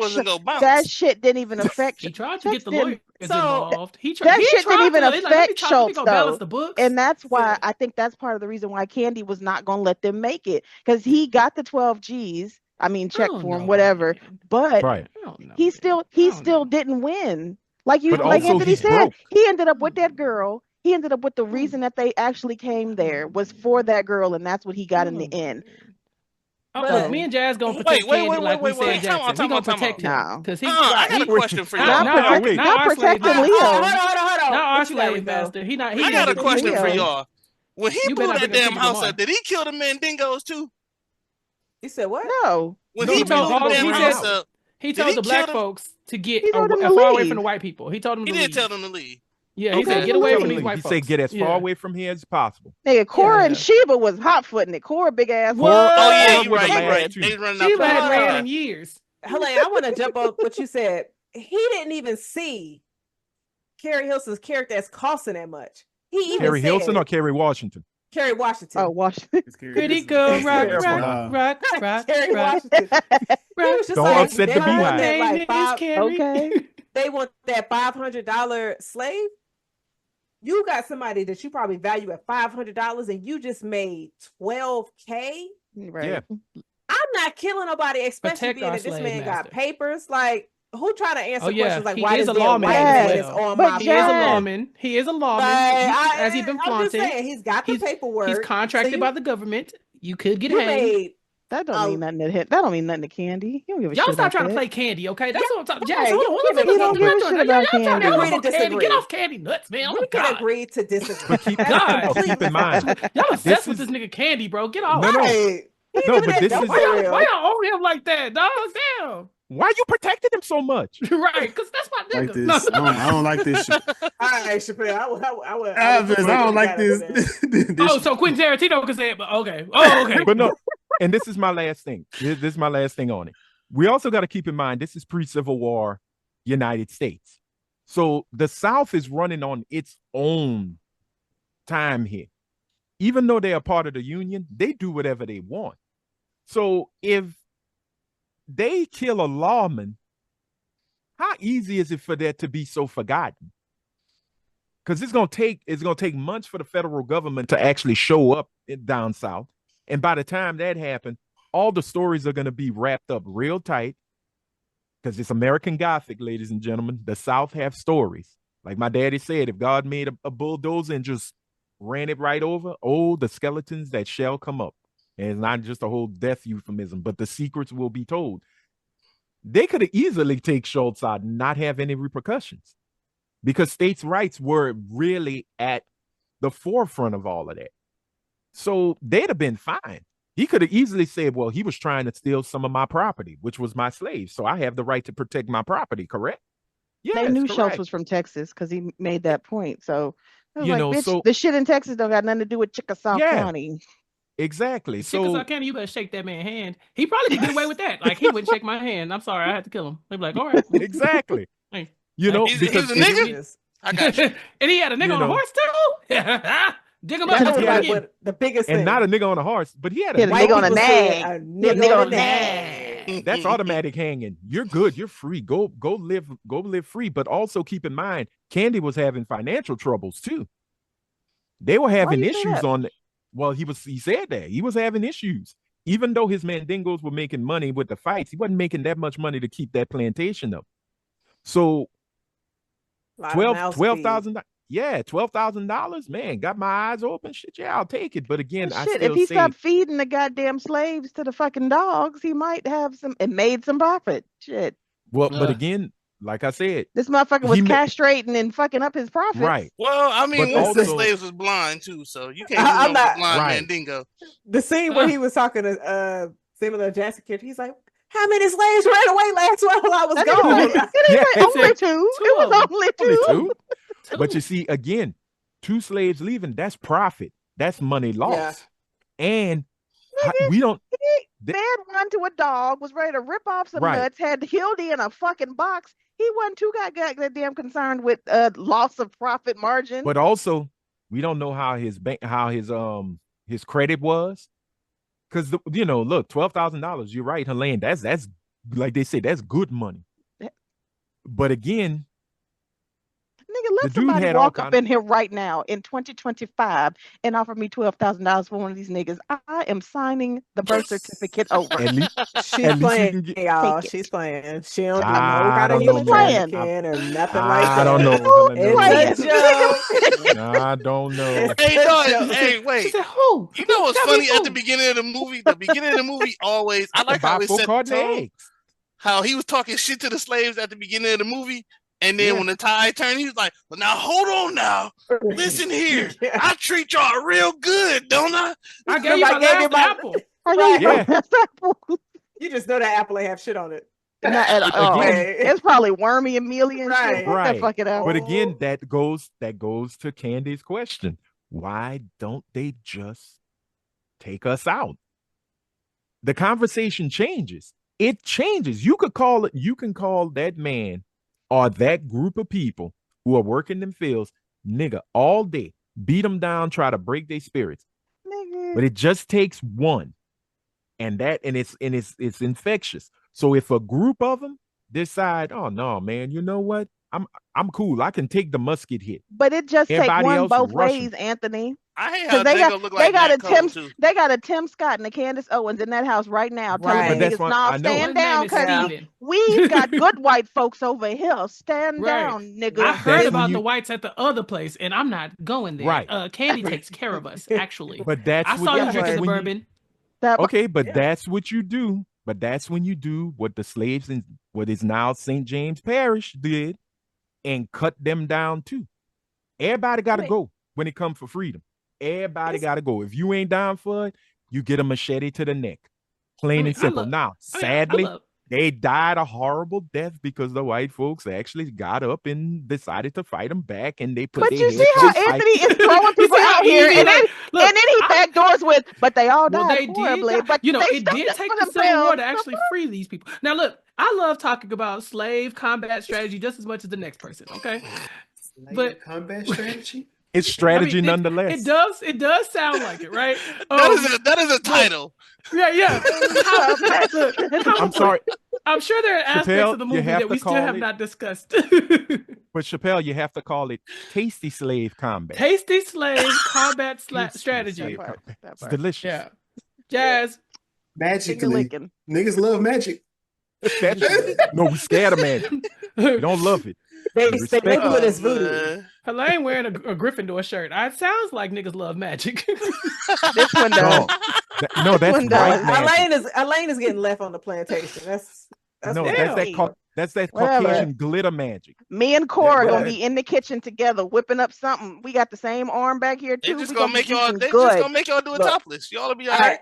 I'm okay with that. Not leaving the plantation. I'm okay with that. Since you, all right, niggas. Chappelle, since you seem to be on the scale of not a fan of this film, did you have a favorite scene? I like the end. I like when the credits. You like all the credits. I like that when the house blew up. Yeah, that too. I like. Did they have a deleted scene? No, I don't listen. I didn't stay for that. If they did, if they had an end credit scene, I was gone by then. I like that Django, and I do, like I said, I consider this a love story. I consider it one of the better love stories as far as like Django's being singly motivated to find his wife. By the end of it, he not only gets his wife, she gets her own horse, she gets a gun. His horse that we ain't never seen, his horse do tricks now. Django Django has learned everything it took to get to this moment to save his wife, and he even took the time to teach his fucking horse a trick to impress her.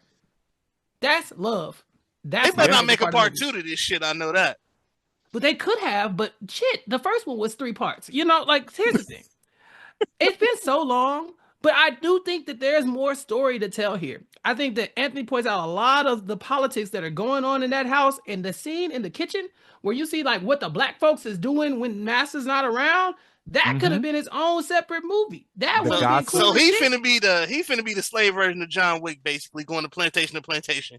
Well, that's the thing. Like, he is now a bounty hunter. He knows that he's a free man. He can go and make this money and start a life, doing that. And she down. She down. He didn't say, I want to go free the slaves. He said, I need to make some money to raise my wife. Django really wasn't looking at himself as a slave throughout this. I remember there's a question at the very beginning. They're like, I think Doc is like, I didn't know slaves could get married. He was like, me and my wife got married. Like, I don't know about slaves. Like, he's like, hey, I'm here for her. That's all. Yeah. So I think once he gets her, they could do whatever they wanted. But I think the story that could have been told is inside of Candyland. All the stuff that we talked about with Doc, they don't even really explore in this movie. And I think that's part of the reason why I don't like it. It's so long. There's so much movie left out. There's so much cool shit you could have did in 2 hours. This is not Red Dead Redemption, my boy. I don't want to see no man riding around. I'm talking about in the slavery part. I don't give a damn about this man riding around on that horse. I'm talking about once you get to Candyland, there's a whole universe just right there that we all have just broke down in so much conversation. And they just don't do it. They leave it on the cutting room floor. So yeah, if there was a sequel, that's where you should have made the sequel. I don't really give a damn what Django's about to go do. Hey, look. He's gonna be John Wick. Yeah. Going up. Y'all tripping. Django got what he wanted. He got his wife. Yeah. Django is going to the northernest of northern point that he can fucking get to and is going to chill out. I don't think he's going to Canada. I hope for all of that shit. I don't think he's going to be around going to be a bounty hunter. Ever. He just got to make his escape, All right. Oh, I got a question. Hold on, Jazz. Let her finish. Let her finish. No, I'm not letting Don't silence this black woman doing Black History Month. Sit there, Chappelle. Let me ask my question, damn it. And Helene, don't you say a motherfucking word. Helene, you talk black woman. All right. Damn. Jazz is sounding like them white women oppressors. You see it. If they made a Django sequel, would y'all go watch it? And they brought back, well, I know you're not, and that they brought back Jamie Foxx and Kerry Washington. Would you go see it? I guess it would be Django Unchained. Rechained. It's like nigga. it's like because it's like taking like they took her again and he got I got it. Slaves here. I will come and find you. It'd be Django Ball. It'd be Django Ball and Chain. Or Django Ball and Chain or Django Unleashed. Django gagged. Okay, Jazz. Ain't nobody asked for your little nasty ass. There you go. Oh, so wasn't nobody else on that same track? Oh, my bad. Nope. No, nigga, you only you. That's not a sequel. That's a parody. That's a porn site. She said not Django Unchained. You know, No, she finally got the name of her movie that we was making at the beginning of the show. Yes, she finally got a name for the Trevnate movie. Yeah, I'm typing it. Look, I'm typing it up right now. I got Tyler Perry's email already in the 2 section. Oh, Medea finna chop right out. Act 1, scene Hello. 1. Interior. Oh, no. Look, hey, look, he's sitting at Tyler Perry. She's sitting at Tyler Perry right now. He had that motherfucker finished. We finish up for this podcast tonight. Yep. Hey, Django gonna come out with braids. You better chill out. with the cornrow wig. And he gonna be light skinned. That's ain't gonna drive a bus. Now, Django, the Bible said Not drive a bus. Okay, Django, the Django, Bible a good said, black man. You know, yeah. Yeah, he was incarcerated, but he found God in jail. He's a good man. And then Medea just gonna start twerking, you know, and pulling out a gun. Hey, let's stop because they got a new Medea. They got a new Medea movie coming to Netflix. So it's like the Batman. Tyler Perry got the one of the best Netflix contracts. I mean, he got the plug. He got BT. Netflix got him. BT is Tyler Perry, and I don't care what nobody says. Yeah, I don't even understand how he has that many shows at one time on one network. And he writes because he don't be writing them. He don't be writing them. He just be letting them freestyle. No, he be Chat GPT in them motherfuckers. Thank you. That's what I was about to say. I'm not gonna lie. That shit is fire. Look, the sex code. You like that shit. When Beauty and Black come back for part 2, y'all gotta come kick it on the podcast because we gonna laugh. I'm not watching that shit. I told you to watch it. We had a deal. You said you was gonna watch it. No, you were talking about the other series that's with the lawyer. What is it, Jason? Reasonable Doubt. It wasn't Tyler Perry. I said Beauty and Black. I've never seen Reasonable Doubt. I'm not. I wanted you to come with Reasonable Doubt. It was Beauty and Black. It was Beauty and Black. We had a deal. You were supposed to go watch it. Yeah, Jazz, get to watch it. Is that what you had said, Mr. Johnson? Yeah, that's what I had said. Yeah, Jazz, catch up, Jazz. See, I can do that. I don't remember that. Y'all watch them bullshits? I don't watch that shit. I'm gonna watch anything that's gonna make me laugh, and I had a good healthy from the gut. Now, if I could laugh at this, Tyler Perry, he be writing some funny shit, man. It's not supposed to be a comedy. It's not supposed to be funny.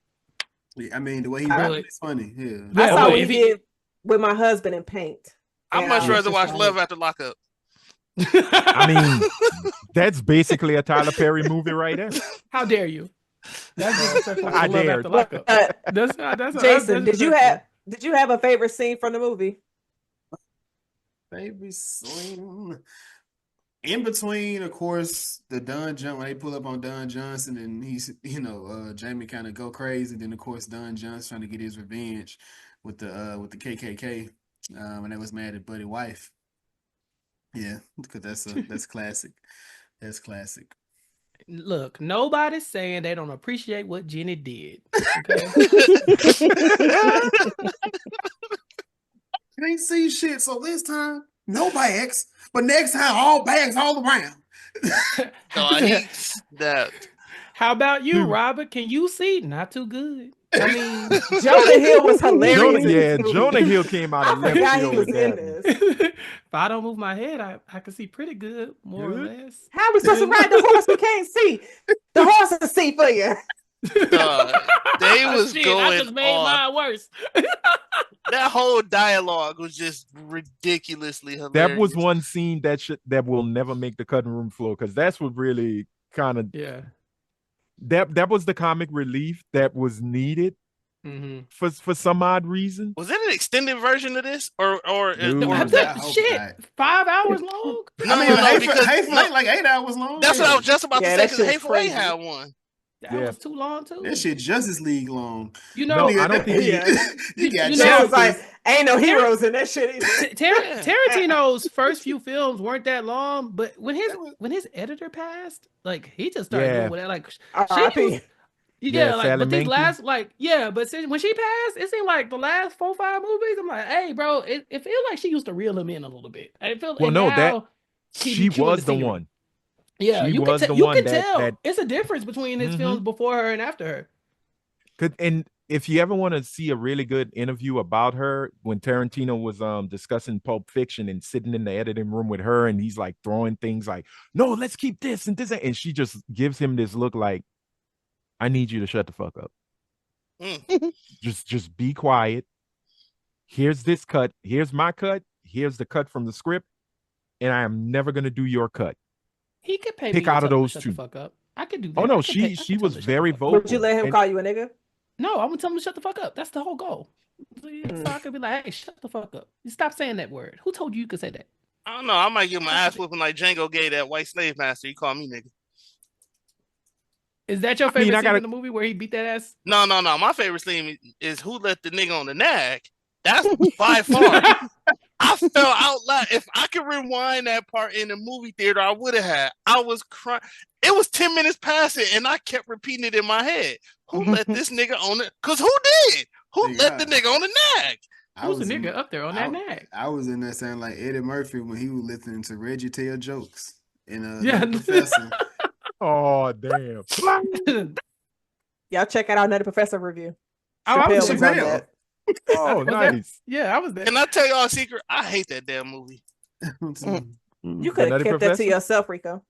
Nutty Professor? That's one of his better ones. What's wrong with the... Nah, because Jason hates Coming to America. He could have kept that to himself, too. Jason, in Black History Month? Why would you drop that? This nigga love the whites. Ready Tiffany back. Hey, Coming to... You can't hate Coming to America. At all, dude. I do. I'm sorry. Harlem Nights is way better. But why do you hate it? But why do you compare them? Why do you have to compare them? But why do you hate it? Because they both star him and they got a whole bunch of niggas in it. So you hate niggas? They both got that's niggas. What I'm hearing. What I just tell you. Why do you hate it? Why do you hate it? Because he's like, you right. I didn't say what my favorite scene was. Jazz is back there like good, just bold. Why do you hate niggas? But guess what? Guess what Jazz is? Jazz is in the upper room because we left her 2 hours ago when we started running as slaves. So it don't matter what Jazz doing over there. You can't change the subject. You're gonna explain why you hate Coming to America. You could have been better. Horrible pivot. That was a terrible pivot. I would like to say what my favorite scene Anthony, is. what was your favorite scene, Anthony? Oh, the moment Candy got shot and Steven let out that wail. It was so... I don't know why I thought of an old black woman at a funeral. It was, like I was waiting for him to go, Lord, take me. Take me. Is that don't be a menace to South Central Rodriguez just then? Not my baby. That's not my son. Okay. Oh no. Wait. For me, it's when she did the military role. On the street. She rolled on the street to grab. Hey, wait, correct me if I'm wrong, y'all. Was when he was holding him, was he doing it in slow motion? It was slow motion. Yeah. He was holding rocking. that nigga like it was shit flying. It was shit flying in the background. Bullets whizzing by, explosions, and this thing. That nigga looked like he was holding him like when Harry Potter's mama got done when Snape. I never told y'all this. I never told nobody this, but when he was holding him, you know what song I was thinking? No. What was that? Case. I'm missing you. Oh, I thought you were gonna say a Boyz II Men song or something. He was holding him up, rocking this shit. Nope. The song that popped up for me, if you're a gospel person, is that song "No Charge." No Charge. I don't know if anybody, if you're a church going people, I don't even know if that was Shirley I'm a heathen. They're sinners. But okay, because it was a song where the notice lyrics said, notice she said they're sinners, but she don't know the song either. Right. Yeah. Oh, I do. Burning him. I was waiting for Anthony to go. I'm not going to agree with you. Jazz, but what I'm saying is, Flexi toe lady. Jazz, hold on, wait. First off, hold on. Not Time out, Jazz. Could you movie. sing Melodies from Heaven for me? Just give me some of that. Melodies from heaven. Oh, rain down on me. Okay. Not Rain me. down. Let's go, my nigga. No, next part. You ain't asked me because I'd have fucked that up. I just Because know you're a sinner, Next part, Jazz. to Django. Next part, Jazz. No, we off that, Jason. I prove to you and everybody else. That's no my Was part. there any other scenes that y'all wanted to discuss in Django before we wrap this up? Because y'all motherfuckers just What is your scene? Who be editing? Oh, mine is with the KKK. Not unfortunately this month. It's Jason this week. But when the KKK couldn't get their little their holes together, hole was too small. I gotta do and they the couldn't scene see again? shit. Yeah. well, you got to understand, Jazz, the size of the hole was a constructive criticism on the size of the white peni and how small it is. One you fish, know, two fish. Where's Red fish, blue fish. Nick that paddywhack. Give a dog a bone. Fuck all y'all. I'm going home. Y'all some niggas. That would be the Hotep explanation for the smaller holes on the white sheets. For the smallness of the white man's peni. It's sad. It's so sad. But no, I look, whether you love or hate this movie, man, it had some, it's memorable. Django is memorable. Is this nobody wait? Does this go on black people history like film? Could that go up? Could this movie go up in there? Is this a black history movie? Is this a black movie? This is not a black movie. This is not a black movie. This is not a black movie. This is not a black movie. This is not a black movie. This is not great question. It's not a majority black cast. There's not a black writer. There's not a black. Like, what are we doing? What are we doing? Tarantino just make a lot of white people. Thank you, Chappelle. I say this to Jazz all the time, and she really will argue me down on that. Look, she's ready for it too. She's stretching this shit. Hey, when they start stretching, then the argument is about to get serious. There's some gym workouts. Yeah, put your arms up again. No. Stop it. She does not have turkey wings. Leave it alone. Oh no, I don't. I ain't got no turkey wings. She said I'll be in the gym. She definitely kicking niggas. I mean, no. If Jazz was a stick, if Jazz was. Chill out. What are you about to say? Nigga, you doing too much right now. Jason's Targaryen is kicking in. His Targaryen is kicking in. Scale it back, my niggas. You feeling like a Lannister right now? That's crazy. It's okay. I'm gonna let it go. Bring it back. I'm gonna ease off. That'll ease off the gas. Talk yourself off the ledge. I'm gonna ease off the gas. Crazy. I'm gonna ease off the gas. It's gonna get ugly. I love my sister. I wouldn't do nothing crazy. Oh man, what's happening? All right. Okay. We're wrapping it up. But yes, the reason that we are here. Was it good though?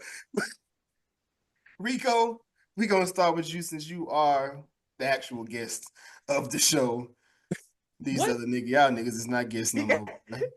Oh yeah, I mess with Django heavy. I'm actually about to watch it now. Actually, I didn't watch it again in preparation for this. You just got a lot of time. What y'all do? They might watch me in the middle of me doing my homework, but yeah. Helene, was it good though? Yes. Chappelle. Yeah, it's good. I stand by that this is a good love story. I really do. Okay. Anthony, was it good though?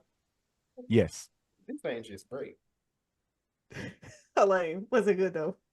Oh, he already asked. Oh, she said yeah. Damn, Jazz. No, when I look at Chappelle's face, why does he feel like he ready to say this is the new Super Mario Brothers?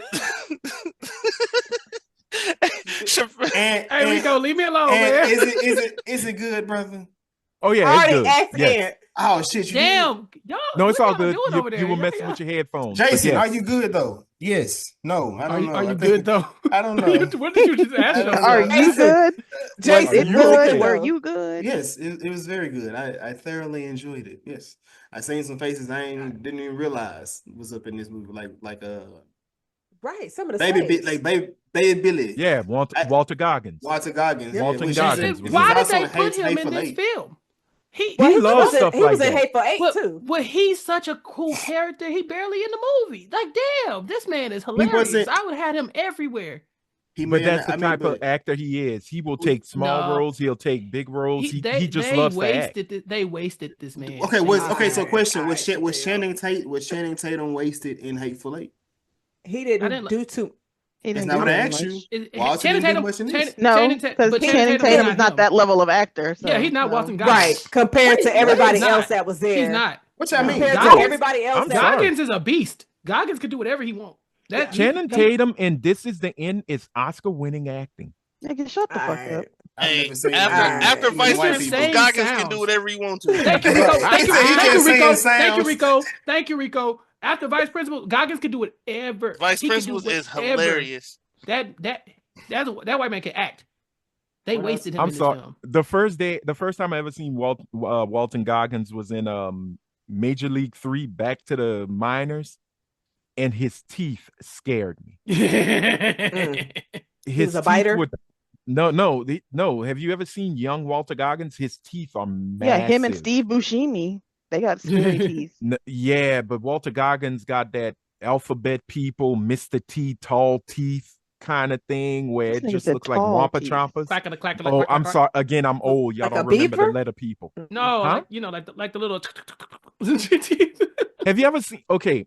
You ever seen a little wind up teeth? Yeah. Somebody leave on red. Pretty much. Like he go down on you, getting a hysterectomy. How did he even do that? Well, was it good though? I say yes. Since Jason asked me, this nigga. I did actually. You started doing other stuff. I wasn't doing nothing. They was talking about teeth. Exactly. Teeth. Exactly. Did you have what did you think though? I did have some what did you think those. Helene dropped one. She said the movie was excellent. Why did DeAndre she write one? Because she wanted to I commented, nigga, goddamn. Yes, right. DeAndre said if anyone says no, Chappelle, take them out of your life. Did I say no for you? Did I say no? Did I say no?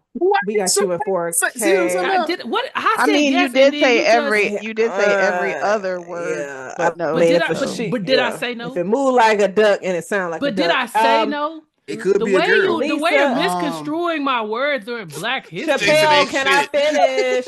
Chappelle, can I finish? On me? Why you lying on me? Lisa said, so good I had to stop myself from starting a uprise. I know that's right. I can't say it. You got to text. Black Panther? You got to text. You said, what'd you say, Jason? Anthony was trying to show us something. I said, like, we couldn't see that. You got to see it. You got to see it on Twitter. It's been blurred. I've been blurred. It's Mr. I wanted to show y'all what Walter Goggins look like, and it ain't a flip phone. It's an iPhone, motherfucker. Recognize. I'm of the future. Talk your shit.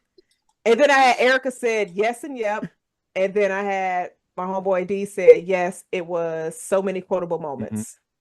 Yes. So that's what did you think those? We're not gonna do Link of Thrones this week because too many of y'all niggas. That's what Walter Goggins' teeth look like. That's what he said what they used to look like. That's what they used to look like. The front door. You so stupid. Put I like the amount of effort he put into making sure we saw this. I love that. Hey, I ain't gonna lie. I just watched this show called Last Days of Ptolemy Great, and Ptolemy Great. Was Samuel Jackson?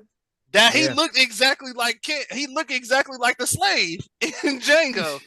That movie Django prepared him for that role. He looked exactly the same person. He just ain't a slave owner, master. Like Sam is finally starting to show that he's in his 70s now.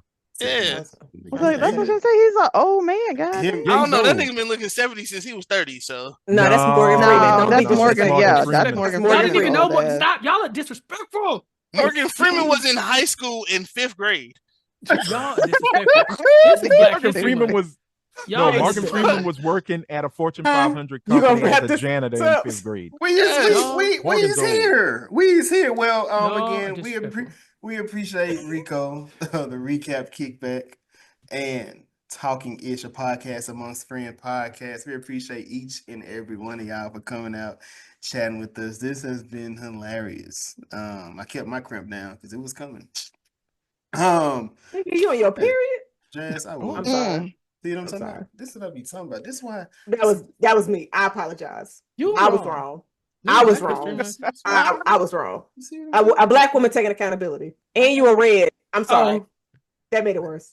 I can't even. You and Chappelle during Black History Month. That's history right there. I will put on purple so fast. Don't you fucking play with me.